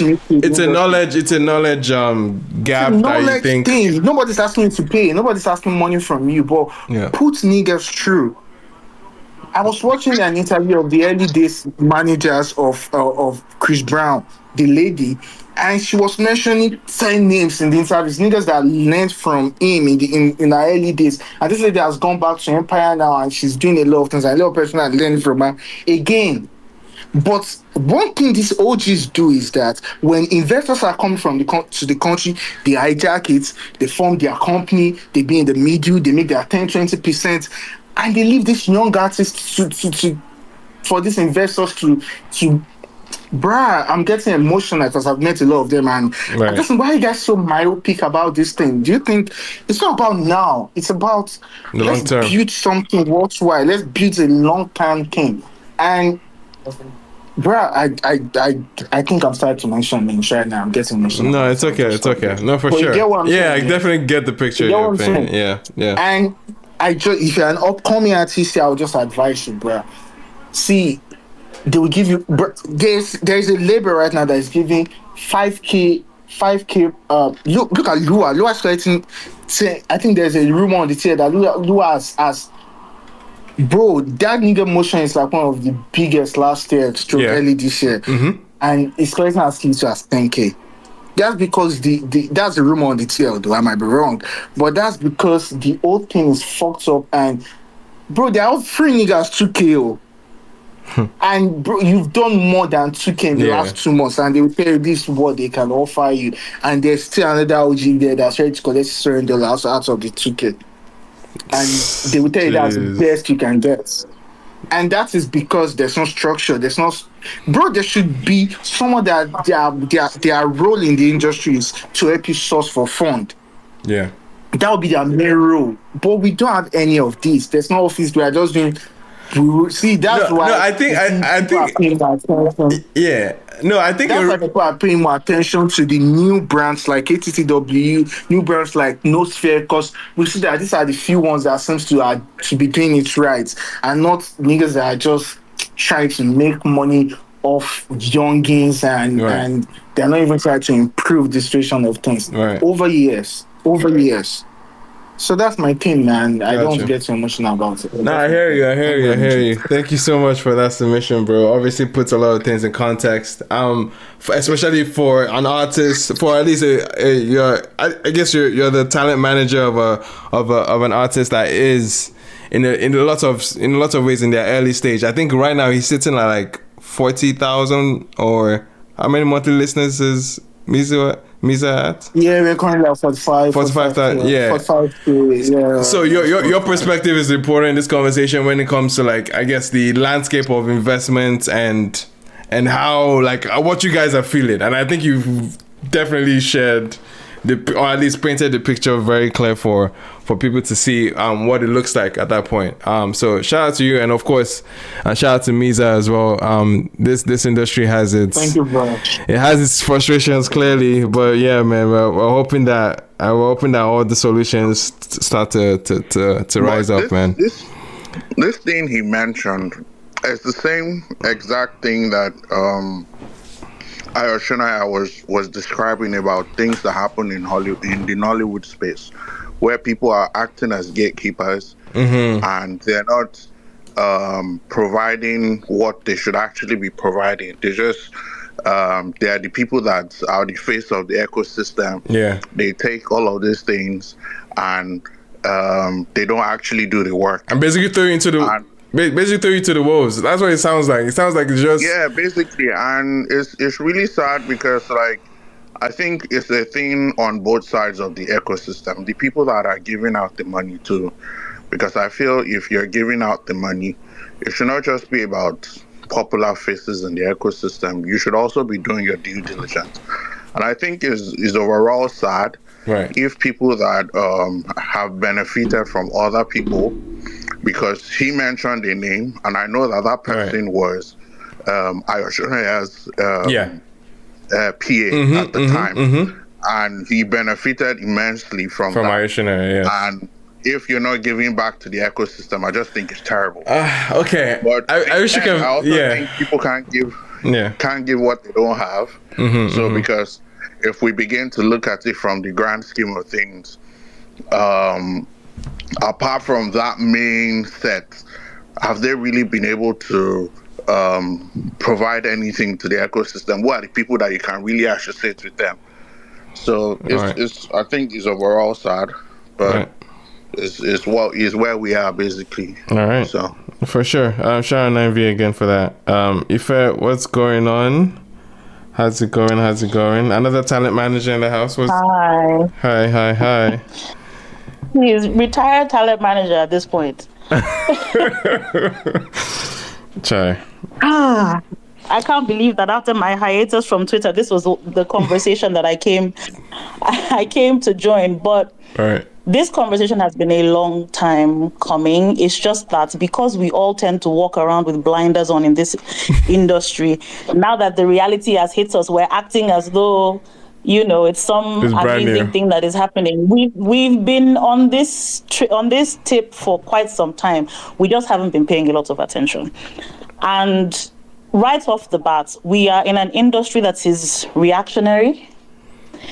We do not function from a place of foresight.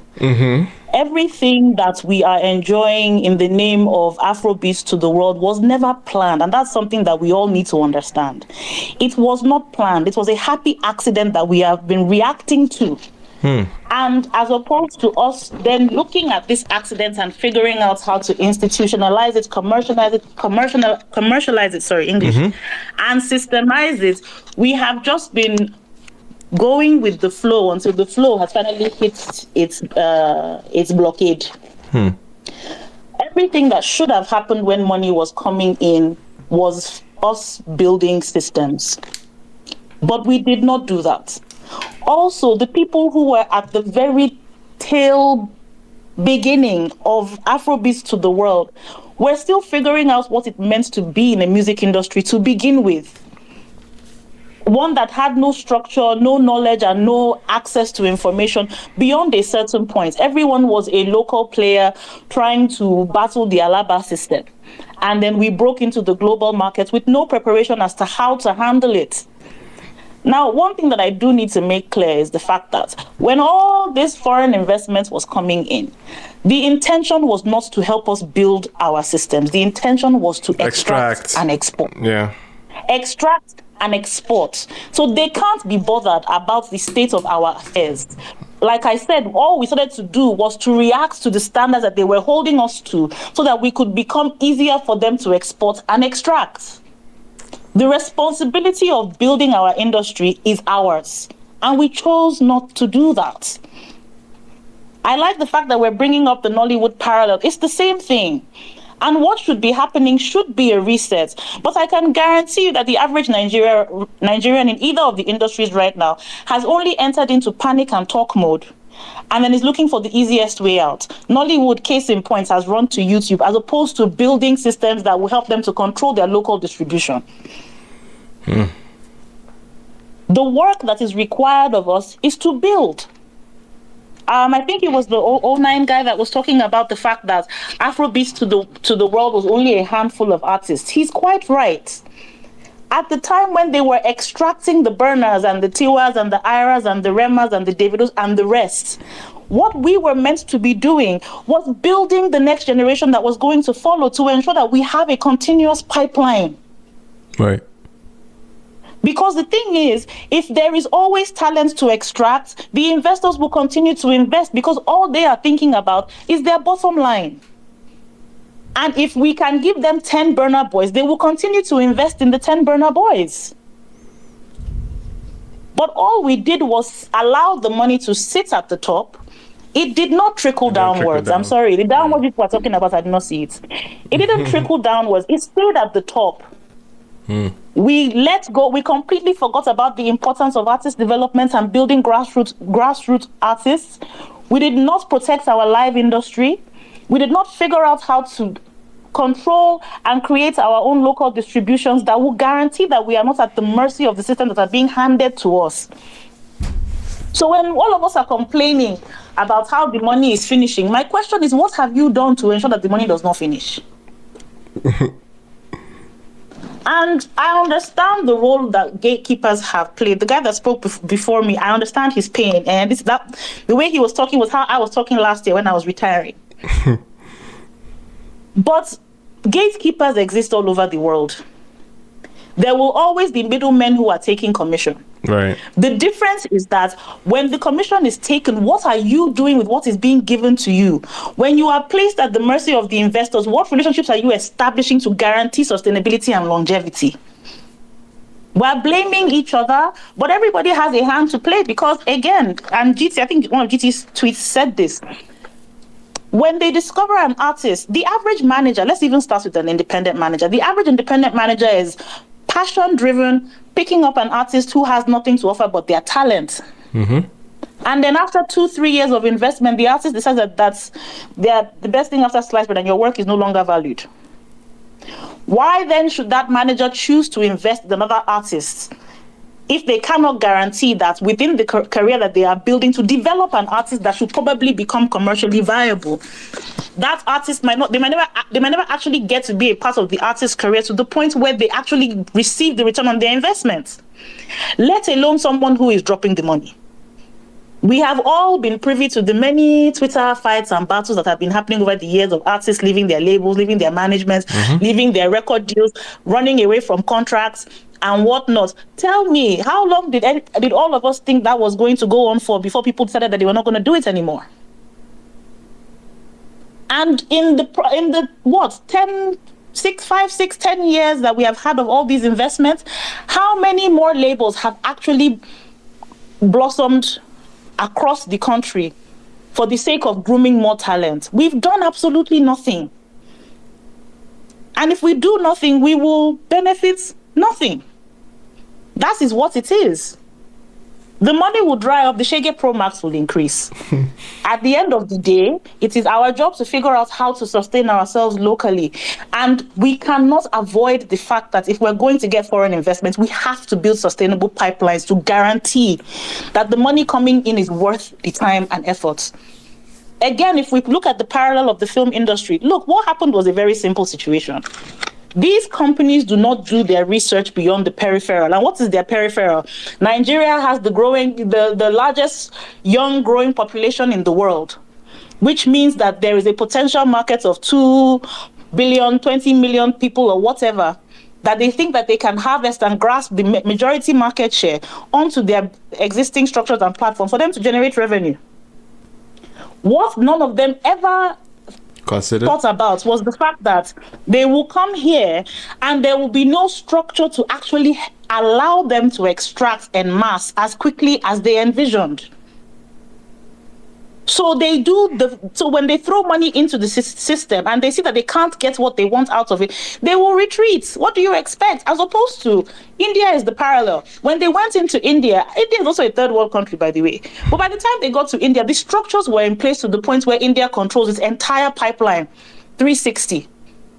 So they were able to actually benefit from the numbers that they were projecting, enough for them to see it as a viable investment. Why didn't Netflix and Amazon leave India?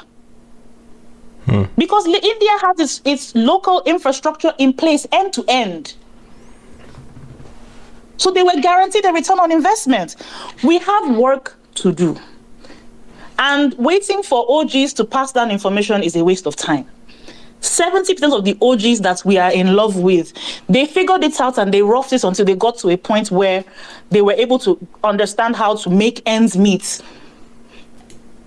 I have to shout out Godwin Tom because a lot of the education that MBA is trying to pass down, some of your OGs don't have it. They are still just at the mercy of the street smarts that they gathered when they were trying to figure out the industry. And just like the artists that they are negotiating for to collect money, they themselves are thinking about their next daily bread. Right. It might seem unfair, but a lot of them only know what they know, and this is what they know. So, see, this matter irritates me a lot because I also feel that there is this general entitlement mentality that we all have, whether it is the artists, whether it is the executives. A&Rs have suffered in the hands of Nigerians. In this industry, my God. To even call myself an A&R, these days I run away from it. But have any of you ever stopped to wonder what these people actually have to deal with when they are defending an artist to get that money out? Do you know how many A&Rs and how many music executives have gone to vouch for artists and have been left to deal with the wahala that the artist brings to the table? Just the way you have execs that are swindling artists with commission, as everybody likes to call it, you have artists that are swindling the execs that went to pitch for them in the first place. I did a workshop 2 weeks ago, and 70% of the artists that had questions in that workshop were asking me about how they could get funding for music that they've not yet created. Artists that have not dropped more than 1 song or 2 songs.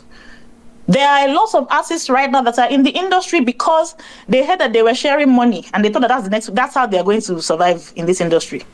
It doesn't work that way. At the end of the day, the onus is on us to build the systems that will serve us. Nobody's going to do that for us, even if the investment continues. We're the only ones that I know that when they give us money, we eat with all 10 fingers. Because we have this illusion that the money will keep coming. Then when the money stops, we start crying. I'm sorry, our government is a pure representation of the average Nigerian. We're just as bad as people we complain about. We have work to do. And when it comes to the sound in itself, we need to control the narrative of what Afrobeats actually is.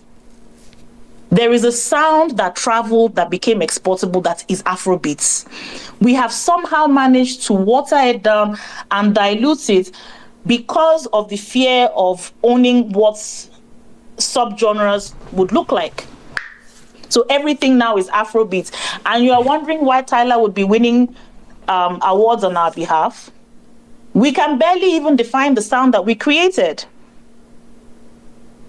So the narratives that are being attached to us are because we are not owning the narratives ourselves. We're not documenting what we're doing. We're not preserving what we're doing. We're not owning what we're doing.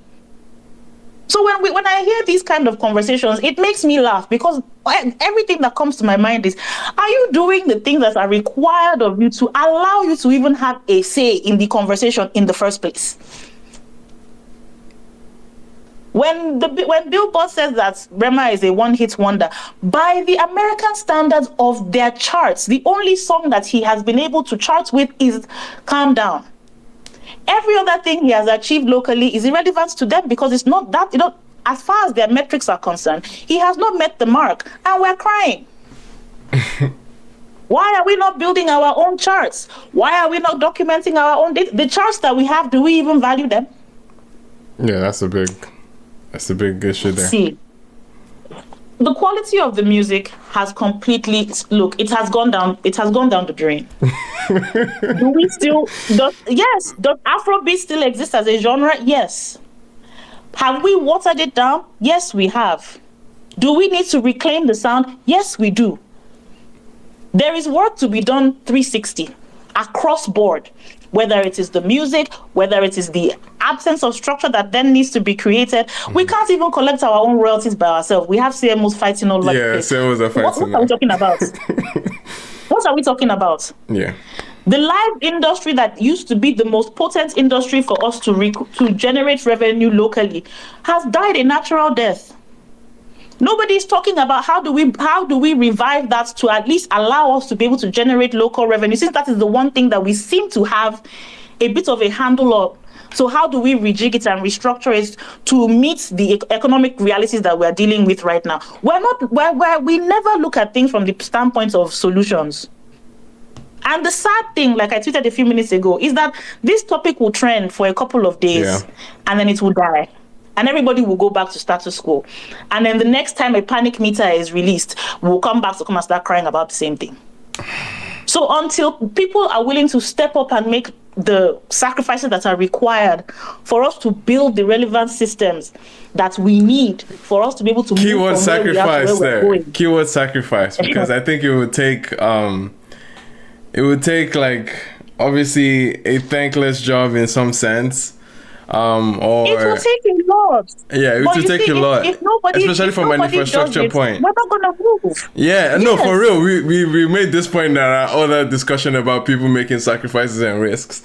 I remember that conversation too. It's inevitable. Yeah. The industries that we are looking up to made these sacrifices years ago.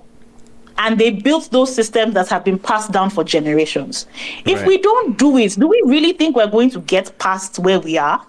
No. Yeah. I stepped back from talent management because I realized that I'm giving 3 years of my life, 2 years of my life, 3 years of my life to individual artists. And I enjoy the development stage, but nobody's funding that development stage for me.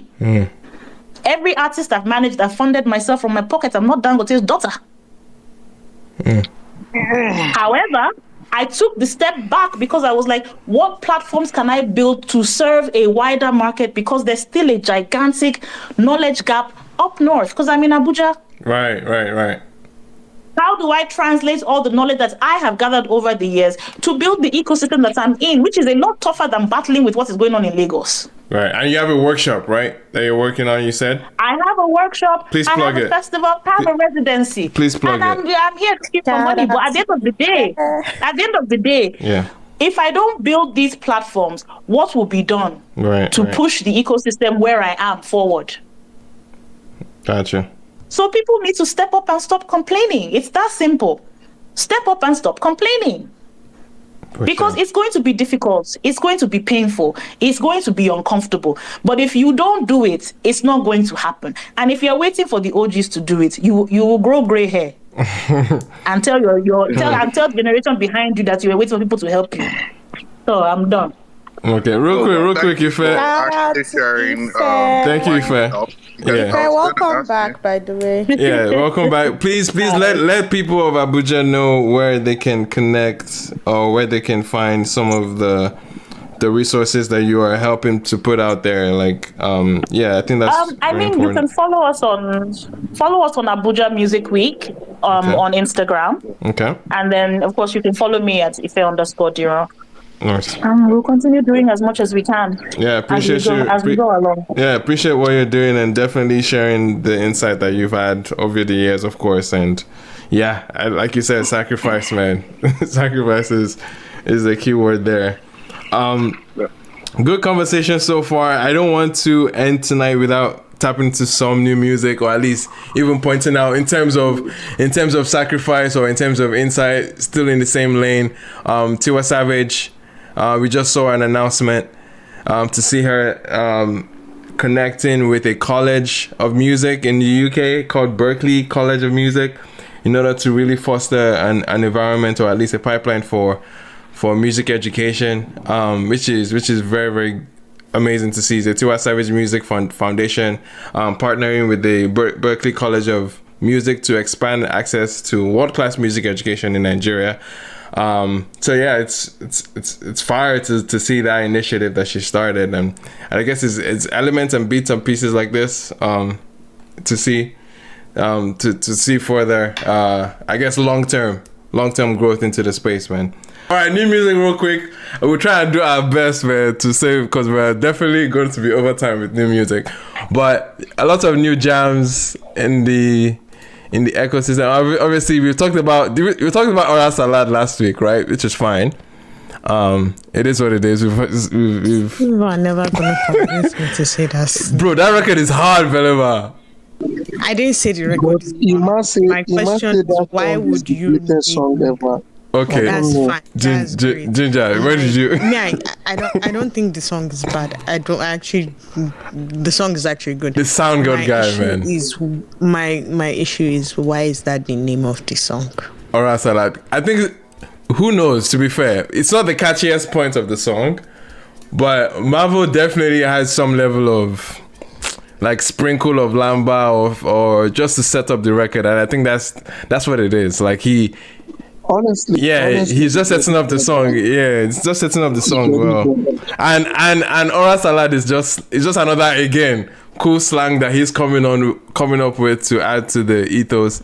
Like Marvel is getting Ashake and Weezy to be saying Escalawizi. Like, bro, he has actually impacted lingo in a way. So you have to give the kid credit, man. You have to give the credit. And Ora Salad is another way for him, because but Ora Salad is a mad phrase. It's a mad phrase, man. And they give my baby Ora Salad, bro. It's actually hard, bro. I'm sorry. If you like it, this one will be Ora Family. This one will be Ora Family. No. It's a nice song. It's just that name. That name is something. Anyway, but yeah, great. Fortune. If you like it, I love it. Nice. Debo, who dropped this week from your side, bro? I know, Debo, you mentioned. Oh no, we're dropping March 20. Okay. But, right now, like you can play Time by Dracy if you can. Dracy, spell the name for us. Dracy, Dreycee. So it was like a double release we did like sometime like late last year. So mad. It's Time at Miami, but Miami was like an Amapiano vibe. But Time is very I think I've come across this actually this was last year. Yeah. That's what I said. For sure. Makes sense. All right, man. Looking forward to it in March. Let us know for sure. But yeah, man, other new music. I think Fortune. I know we were talking about. I know there was a conversation about SARS on the TL, but anyway, regardless, Fortune, another artist from the TSA, the SARS Academy, But obviously we know him since collaborating with Olamide on his last album, and obviously he has writing credits sprinkled across the industry right now. He dropped his new record. It's called Make I Know. Honestly, outside of Aura Salad for me this weekend, because I just heard Aura Salad this weekend. This was one of my favorite records to drop. It's definitely a solid vibe. Fortune, obviously, if you know by now, like, yeah, one of our best pens, of course. And yeah, it was a good performance from him on the song. Anyone tapping yet with that one? Yeah, man. Fortune, man. I think apart from the Olamide, I really didn't notice him on that record like that. Yeah, I listened to the song, but I wasn't paying attention. It was a prelude. It was that jazzy type thing he did on it. Yeah. Yeah, Dante is a big fan. Dante Clark. Oh yeah, Dante is his biggest fan. Yeah, Dante is his biggest fan. He's biggest. So Dante always repost his TikTok post to my FYP on TikTok. So I always see it. So I saw that he wanted to drop the song, and I do not know why niggas started talking about it until I think he should I call it sample, because he used couple lines from old records in the song. I think, but one they call probably I might have to go back to that. But the strings on the song took me back to Ohima by Taves and Melvito. So it was that was the song that came to me that I pointed on the live stream. But yeah, I could definitely see the other record. Now that you mentioned but I knew when I heard the strings, I was thinking about something, but I couldn't pick it. Maybe I will listen again, and maybe I was thinking about. But yeah, great songs from him. A very good artist. I'm really looking forward to what he's up to this year, man. For sure. Anyone tap into Iomaf? God is working. Nah. No, you guys have not tapped in, or you've heard it and you're not feeling it. Which of which? Maybe I'm not a big fan of IMF. I'm not gonna lie. Oh shit. Okay. Maybe I'm not. Yeah. I mean, the record it feels like a Nigerian radio like heartthrob. You know what I mean? It feels like one of those songs that is like very, very engineered for. I mean, think of the Joy Is Coming, think of the This Year. It has that sentiment around it in terms of uplifting and feeling inspirational. You know that pipeline where secular artists enter gospel, you know what I mean? It's like we saw it on Malay's Godly, you know what I mean? It looks like exactly what he's doing here with this particular record. But overall, it sounds good. He has a catchy sample on the hook. It's not a bad effort, but it definitely feels like, it's one of those really, really like engineered attempts to capture radio ears. But we'll see how it goes, man. Definitely, IMF. It feels ready for another moment. It's be nice to see. It's nice to see that happen for him, man. Any other new music that stood out from you guys this past weekend? I know it's all been Afrobeats declining. Braille, yes, I tapped into Braille as well. Deeper Than Love, that record is insane. That Deeper Than Love record, but yeah, he dropped an entire EP. It's called Love Stray. Yeah, he dropped four tracks. EP. Yeah, 4-track EP. Yeah. Braille, if anyone that does not know Braille, think Shewa, think Asha, jazz, heavy instrumentation, luscious vocals, very, very, very luxurious atmosphere with the production value on this. It's insane. It sounds expensive. I don't know what the budget was, but it sounds like grand music, you know what I mean? And obviously it's cut off that cloth in that alternative space for a Nigerian landscape. So special artist, man. Braille definitely picking up a good momentum with his releases, because it's been good material after good material. His EP from last year was fantastic as well. So yeah, tap into Braille, Braye. The EP is called Love Stray. Fire record, fire listen. Speaking of luscious music, Ameya as well. Ameya dropped a acoustic. I've not listened though. Acoustic type R&B record. Very, very, very nice moment there. The pen was heavy on that one. It's called Let Me Remind You.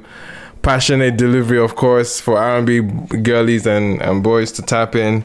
Yeah, Maya was nice on that record, man. It was nice on that record. Anyone listen to latest Priest? Astago. Oh, Astago dropped? Astago and Black Bones. So sleep. Wait, yeah, what? Tapped him. How did that not fall in my radar, bro? Oh God. It did not hit me. I'm sorry. Astago and said something on this space. Uh-huh. And I'm holding that thing forever. Like, what did he say? Astago is the final. How did he say it? He said Astago is the final. Now, stage wasn't the word, because I'm trying to quote him, right. But I couldn't get the exact word he used. But this is what he meant. Astago is the final stage of the underground sound. Like, when everybody starts fucking with underground sound, it's Astago that will bring them into that sound. And I get it. I understand what you mean. That brother's Kim work. I feel like there's something underground artists I feel like they are missing. Right. And I think it's more of a good or bad thing. It works for them sometimes. Sometimes it's get less listeners lose interest. And that's the fact that they really are not really good with their skin. They just run with a lot of things together at the same time. Mm-hmm. But Astago is that guy that I think it brings the Afrobeat element into So and he already released the song "Slick," so I think this is just like a remix. Like a remix to it. It's too slick. It's called Too Slick. With Black Bones. And Black Bones, man, it's time to get raunchy and not because Astago is about sleeping with your babe. Yeah. You will find Black Bones there for sure. So it's so easy for him, man. I really, really like sound. Nah, for sure. I'm definitely adding that for next week for sure, man. Song. You gotta check it out. Yeah, for sure, man. Astago, it's crazy how this did not fall on my radar, but yeah, it should have. Astago and Black Bones sound very interesting, and it sounds like something that would make sense because Black Bones easily can. Yeah, that rap like background, of course, to see them in that flair, and Astago, when it comes to raunchy lyrics, for sure. For sure he's there, and I expect Black Bones to follow suit. Not bad. Any other releases? My favorite release of the week, Valet and YKB and Means Obsession. Jeez, Means and YKB. Valet, YKB and Means. Mad. It's crazy. And this trending guy, Priest dropped Omo. Priest dropped Omo, Omo. I really like the song, but I feel like I think this was what Debo was talking about earlier on, trying to recreate. I'm not saying it's not a good song, but I feel like it's still in that according to space, and he's still trying to the listeners that fuck with him because of according to probably is trying to give them one or two other things to get them logged in. But it's a very good song. I really like the song, but if anything, I really don't go ahead. Finish. Good. I really don't I'm not really a big fan of Akoniche. I'm a big fan of Priest, but not really a big fan of Akoniche. So I'm still there hoping that we'll go back to the Priest I used to know. And if it has moved on, I would just brace up to see what the next stage of his craft is. But this current stage of Priest, I do not think because he's a rapper. I like when he raps. Yeah, he's a rapper that obviously situates in Afrobeat structures, right? Think is Daniel. So sitting that thing right now. So if anything, I won't say it didn't for me. Akoniche is one of those records that, again, it was a happy. I love the term that if I came up with happy accidents. I think Akoniche was one in that sense where this was. I still feel Priest showed a lot more Priest on that song than on this latest one. In terms of his rapping chops, his ability to throw in double entendres without commercial ears really picking it up and things like that. But I think with this record, he even dumbed it a little bit down, further for a commercial era. It feels like he's playing into a commercial space because this very much sounds like a parallel to a Kiss Daniel or a, I don't know, think just the most quintessential radio friendly like Afrobeats jam that you can point to. I think that's exactly what it did. Overly simple with the hook structure. I could have gotten more with the hook structure because he's just repeating almost for the most part of it, and it's like it could be more eventful, but because taking it as him being a rapper, someone that can actually score a rap hook, you know what I mean? Like, not a lot of people can pull that off. Akonche has a rap hook and you can actually engage with, and that it's catchy enough that you can still, like, it has potent lines that you can carry on and hold on to.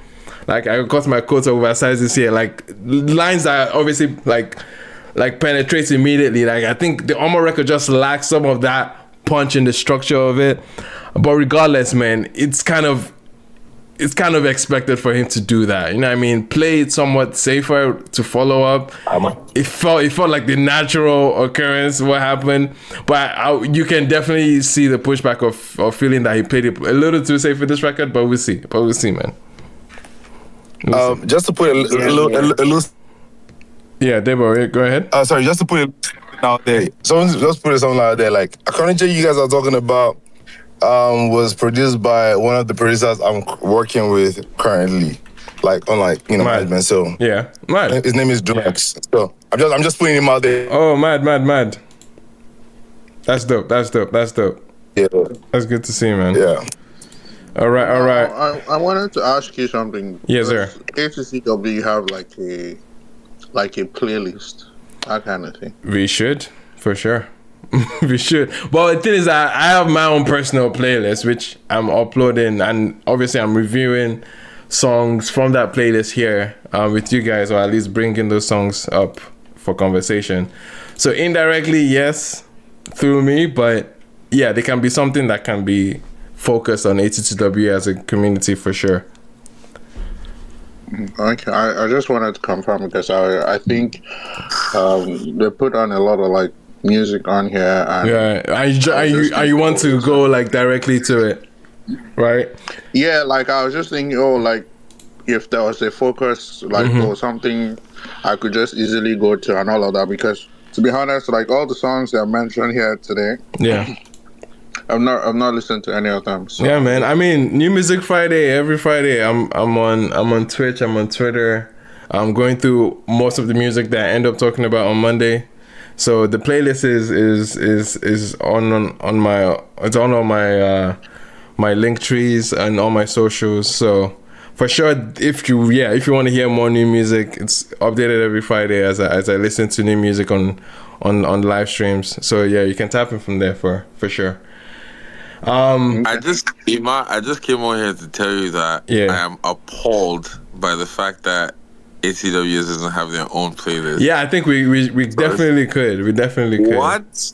We definitely honestly, I've been in the audience for 3 hours, and it sounded so bizarre to me that I have to go up and scream. Because I will say, I know your playlist, for sure, but I think you should create another one because I don't think there's always going to be a time where your personal sound for sure. You want to hear aligns with what. And it's just what is. Yeah, it's just. it's just. No, but that playlist is just music I listen to on the live stream, and most of the time, the music on the live stream is what we talk about here. That's why there's a connection there. And it's mostly just new music. But I'm laughing at the fact that this is what convinced you to find out. I know, right? That's so funny. I felt it so deeply in my soul that even the decline of Afrobeats could not force me to come on. No, we should because I mean Dante as well puts together a list of songs to even talk about as well as with the songs that I have covered. So yeah, we could definitely have a playlist coming out each time to support. It's just part of the little building blocks that we still need on this end. So we definitely take that in for sure. Seems like a natural idea to have to have something like that. So it makes sense. Yeah, in my lastly on the new music. So I think I've mentioned this on the space. I've been trying to pay attention.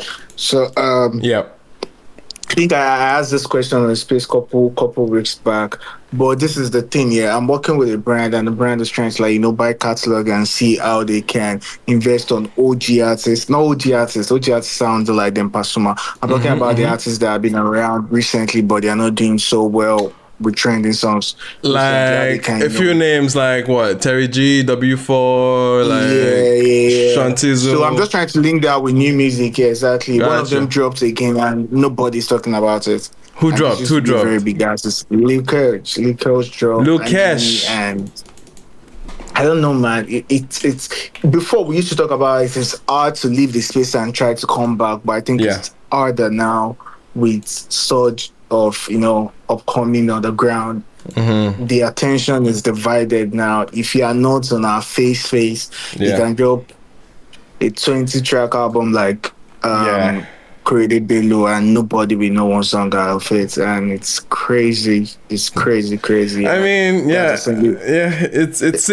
cyclical, man. Like it's how it's okay. Sounds terrible to say it's how it's supposed to happen, but nothing stays like as relevant, the same pace as like forever. You know what I mean? There's a natural occurrence of things having a moment. I think that's what's the case. I mean, it makes sense, right?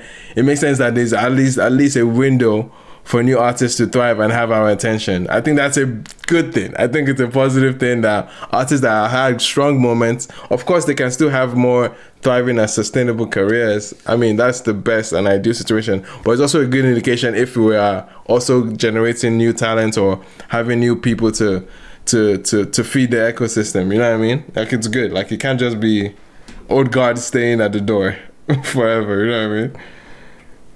Yeah. Anyway, shout out to everybody, but yeah, man, Lil Cash and Nini, I would definitely. Anyone's keeping attention to the Igwe guy? He dropped an Igwe dropped a record, Busybody, Busybody as well. Did you listen to it already? No, I haven't listened to it yet, which is another crazy record that I missed last weekend. But I haven't listened to it. And Tochi as well, I think dropped. Tochi as well dropped. Tochi Bedford has another record. Candy Bleaks dropped as well. I think Molly dropped as well. Yeah, I mean, for sure we can tap into that playlist at some point. We can tap into that playlist at some point to come out of every ATTW sesh. Did you talk about Bayani's release? No, we did not. What was that like? It was good, actually. I brought it up because you reminded me of Brae's, the kind of the words you used in terms of like the production quality. Right. You can tell that there's maybe money here, and I actually think that I would love to see them attempt to force feed this guy and what's his name? What's the other guy's name?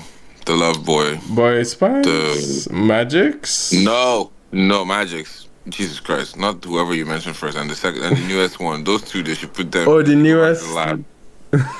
Those two, them two. Look, I have a very controversial opinion on something. No, honestly, one day I feel like somebody's gonna catch me in the right room where I'm gonna say it. But I feel like what I'm gonna leave it as this, right? Yeah. You will forever be unable to sell, and there's 3 of them on that label in total, but you're forever going to be unable to sell an artist that has not fully figured out the brand of the identity they want to have, and like that fluidity of fluctuating between two people, who you are and who you want the Nigerian audience thinks you need to be. Right. You can tell it from those 3 people. One of them's name was just mentioned like 2 minutes ago. His project that he dropped that nobody listened to. Like at some point, you might have 1 or 2 good songs, but like you're just not going to ever be able to connect fully if you feel like. I can tell you where they lost me. I can tell I don't energize they these lost me at Boy Spice. I'm not going to argue. I'm sorry. I think right now the industry favors hard work over talent. And this is another conversation that. What? It's not even about that. I'm Debo, just I telling promise you. you. I promise Who you that I don't is the think- talent? Who is the I don't talent? think. I actually see. Here's my thing. I actually don't think anybody on that. I don't think. No, I'm saying hard work over talent. Like that. Yeah, hard he's work. saying hard work over talent. He's not saying. That's what I'm saying. They put hard work over talent. Well, so here's my thing, right? I actually don't think anybody on that label is not talented. I think they all are. Yeah. Because I think. I think they're all talented. I think their though. leadership is very, very specific about picking who they pick. It depends on what you use to grade the level of talent, whether it's like vocal. I think they are talented. Yeah, all of It's them. not that they I are feel not like to talented. varying I'm degrees just saying they they are. lost me at Boy Spice. I know what you're saying. Means I'm saying the same thing. I'm just trying to tell you that. You guys are saying what I'm saying in the same. Yeah, you guys are all saying the same thing. You guys are all saying the same thing. Debo, this is what the issue is that what you're saying is that talent is not enough. You have to work hard, and it's the hard work that will help, right? Here's the problem. I'm so sorry. I bet he's a lovely guy, but there's no amount of hard work that Boy Spice can do. No, hey, listen. Listen, that's Belema, that's a bit too much. That's a bit too. You are right. Belema, that's a bit too much. Belema, no. I think Down back. Had a short. Down back. Had a short monologue. Yeah. One time about how they are finding that to rescan. I feel like that's a thing for me. Yeah. It's like you're serving us jollof rice like 4 different times back to back, and at they need variety. They need variety and edge. Yeah, they need. That's what it boils down to. Hey, again, I hear the two of you, and I completely disagree that is the issue with the 3 people I mentioned. I promise you, in my opinion, it is not about that. If you look at No. We're not saying. We're talking about the entire roster per se. Like. Okay. We're not speaking. Okay. We're not speaking to the efforts of those artists.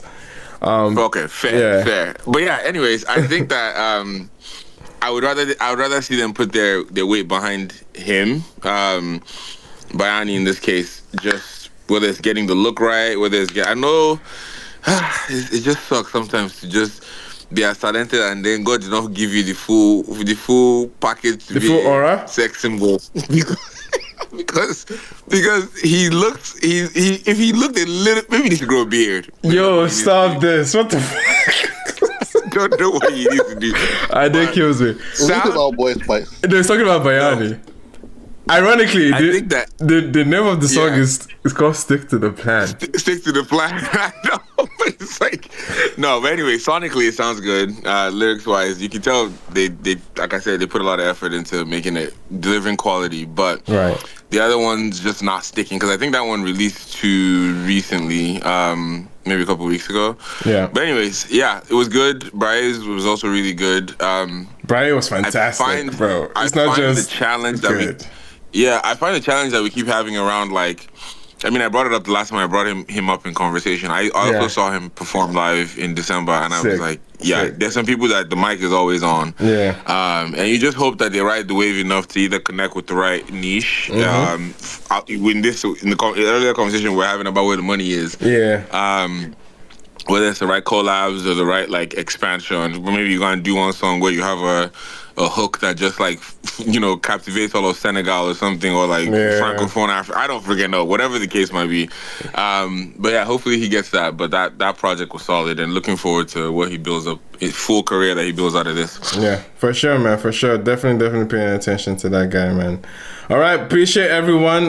We've gone over time a bit, but lovely conversations this week. Bear with us. We're hoping to have an upload on the podcast platforms maybe later than usual this week, but definitely pay attention on podcasts in case you missed some of the conversations tonight. And keep supporting the entire scene, man. Not just us, of course, but the conversations that we've had today.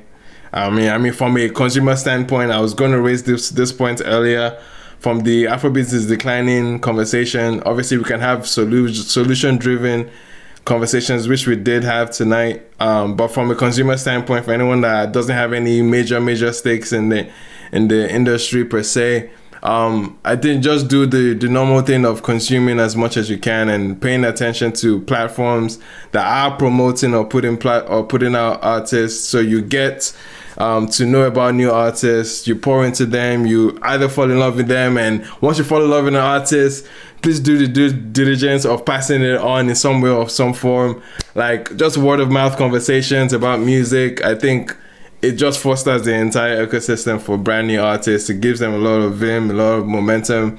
And even if in the very, very, very like fantasy world that we might have for, at least for Nigeria, DTC can be a viable option for many artists. You know what I mean? Where they can have enough fan base, or at least a strong enough fan base in order to be able to engage with the material. So just do your due diligence, man. Spread the word out. Talk about music outside of these spaces. Like talk about music to your casual friends, to your casual listeners, man. Like actually plug them to people. Like flex your ball knowledge. You know what I mean? Flex your ball knowledge on people. Put them on. I'm about to flex on everybody right now. Yeah, man. I think I have like the two best talents in the world right now. Exactly. Flex your ball knowledge to everybody that you come across. Once it's in the right context, of course. I'm not saying just bring up oral salad in the middle of Sunday school. I'm not saying that, but like obviously like have good conversations in every social gathering or every social like opportunity that you have, and just spread the word for a lot of the gems that we have coming out, man. Talent is plenty, bro. Like there's so much talent, there's so much artists that can be spotlighted. So for sure, as consumers, let's do our best in order to at least help with some form of push, you know what I mean? And that note, ladies and gentlemen, we've come to the end of tonight's conversation. To wrap up and close the night, we have moral lessons of the day from Belema. What do we have before we leave? So decline. May your card never decline. May your card never decline is ass, bro. It be like you want to die. Yakubu manage, man. Really, dude. It's time to manage. The cocoa of the matter is that the lesson we have learned here today is that your country is the problem. If you don't, it's everybody. I think is the bottom line. The leader of the group, or the artist, the governor, everybody. Everybody needs to fix up. The person that is doing the driver, even the person that is quoting how much they will spend for a concert to put together everything in Lagos. Everybody, all of them thieves. So the bottom line is you can eat today, and decline tomorrow, or you can just build from within. So okay, and I'm just going to say one last thing. I'm sorry. So an idea I've been working on right now is any one of us that think you have like the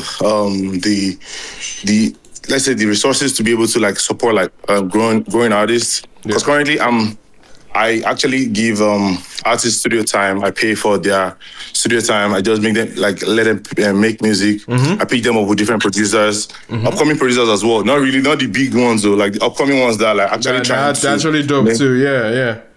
Yeah, so I'm trying to. I do that from time to time. Like I pitch people that I think that sounds like makes sense. Right. Put them together, put them in the studio. I'm like, okay, yeah, this song makes sense. Maybe you should change this or that. If you guys have like artists like that, I'm like open to like just do one or two. I can pick them up with a couple, and that's cool. Fair. Anyone listening, for sure, reach out. Coolio. Nice. Manage. All right, man. Appreciate every one of you guys, everyone that's listening, everyone that's able to contribute to the conversations. We'll see you guys same time next week. By God's grace, we out. Peace. Thank you, YouTube. Peace.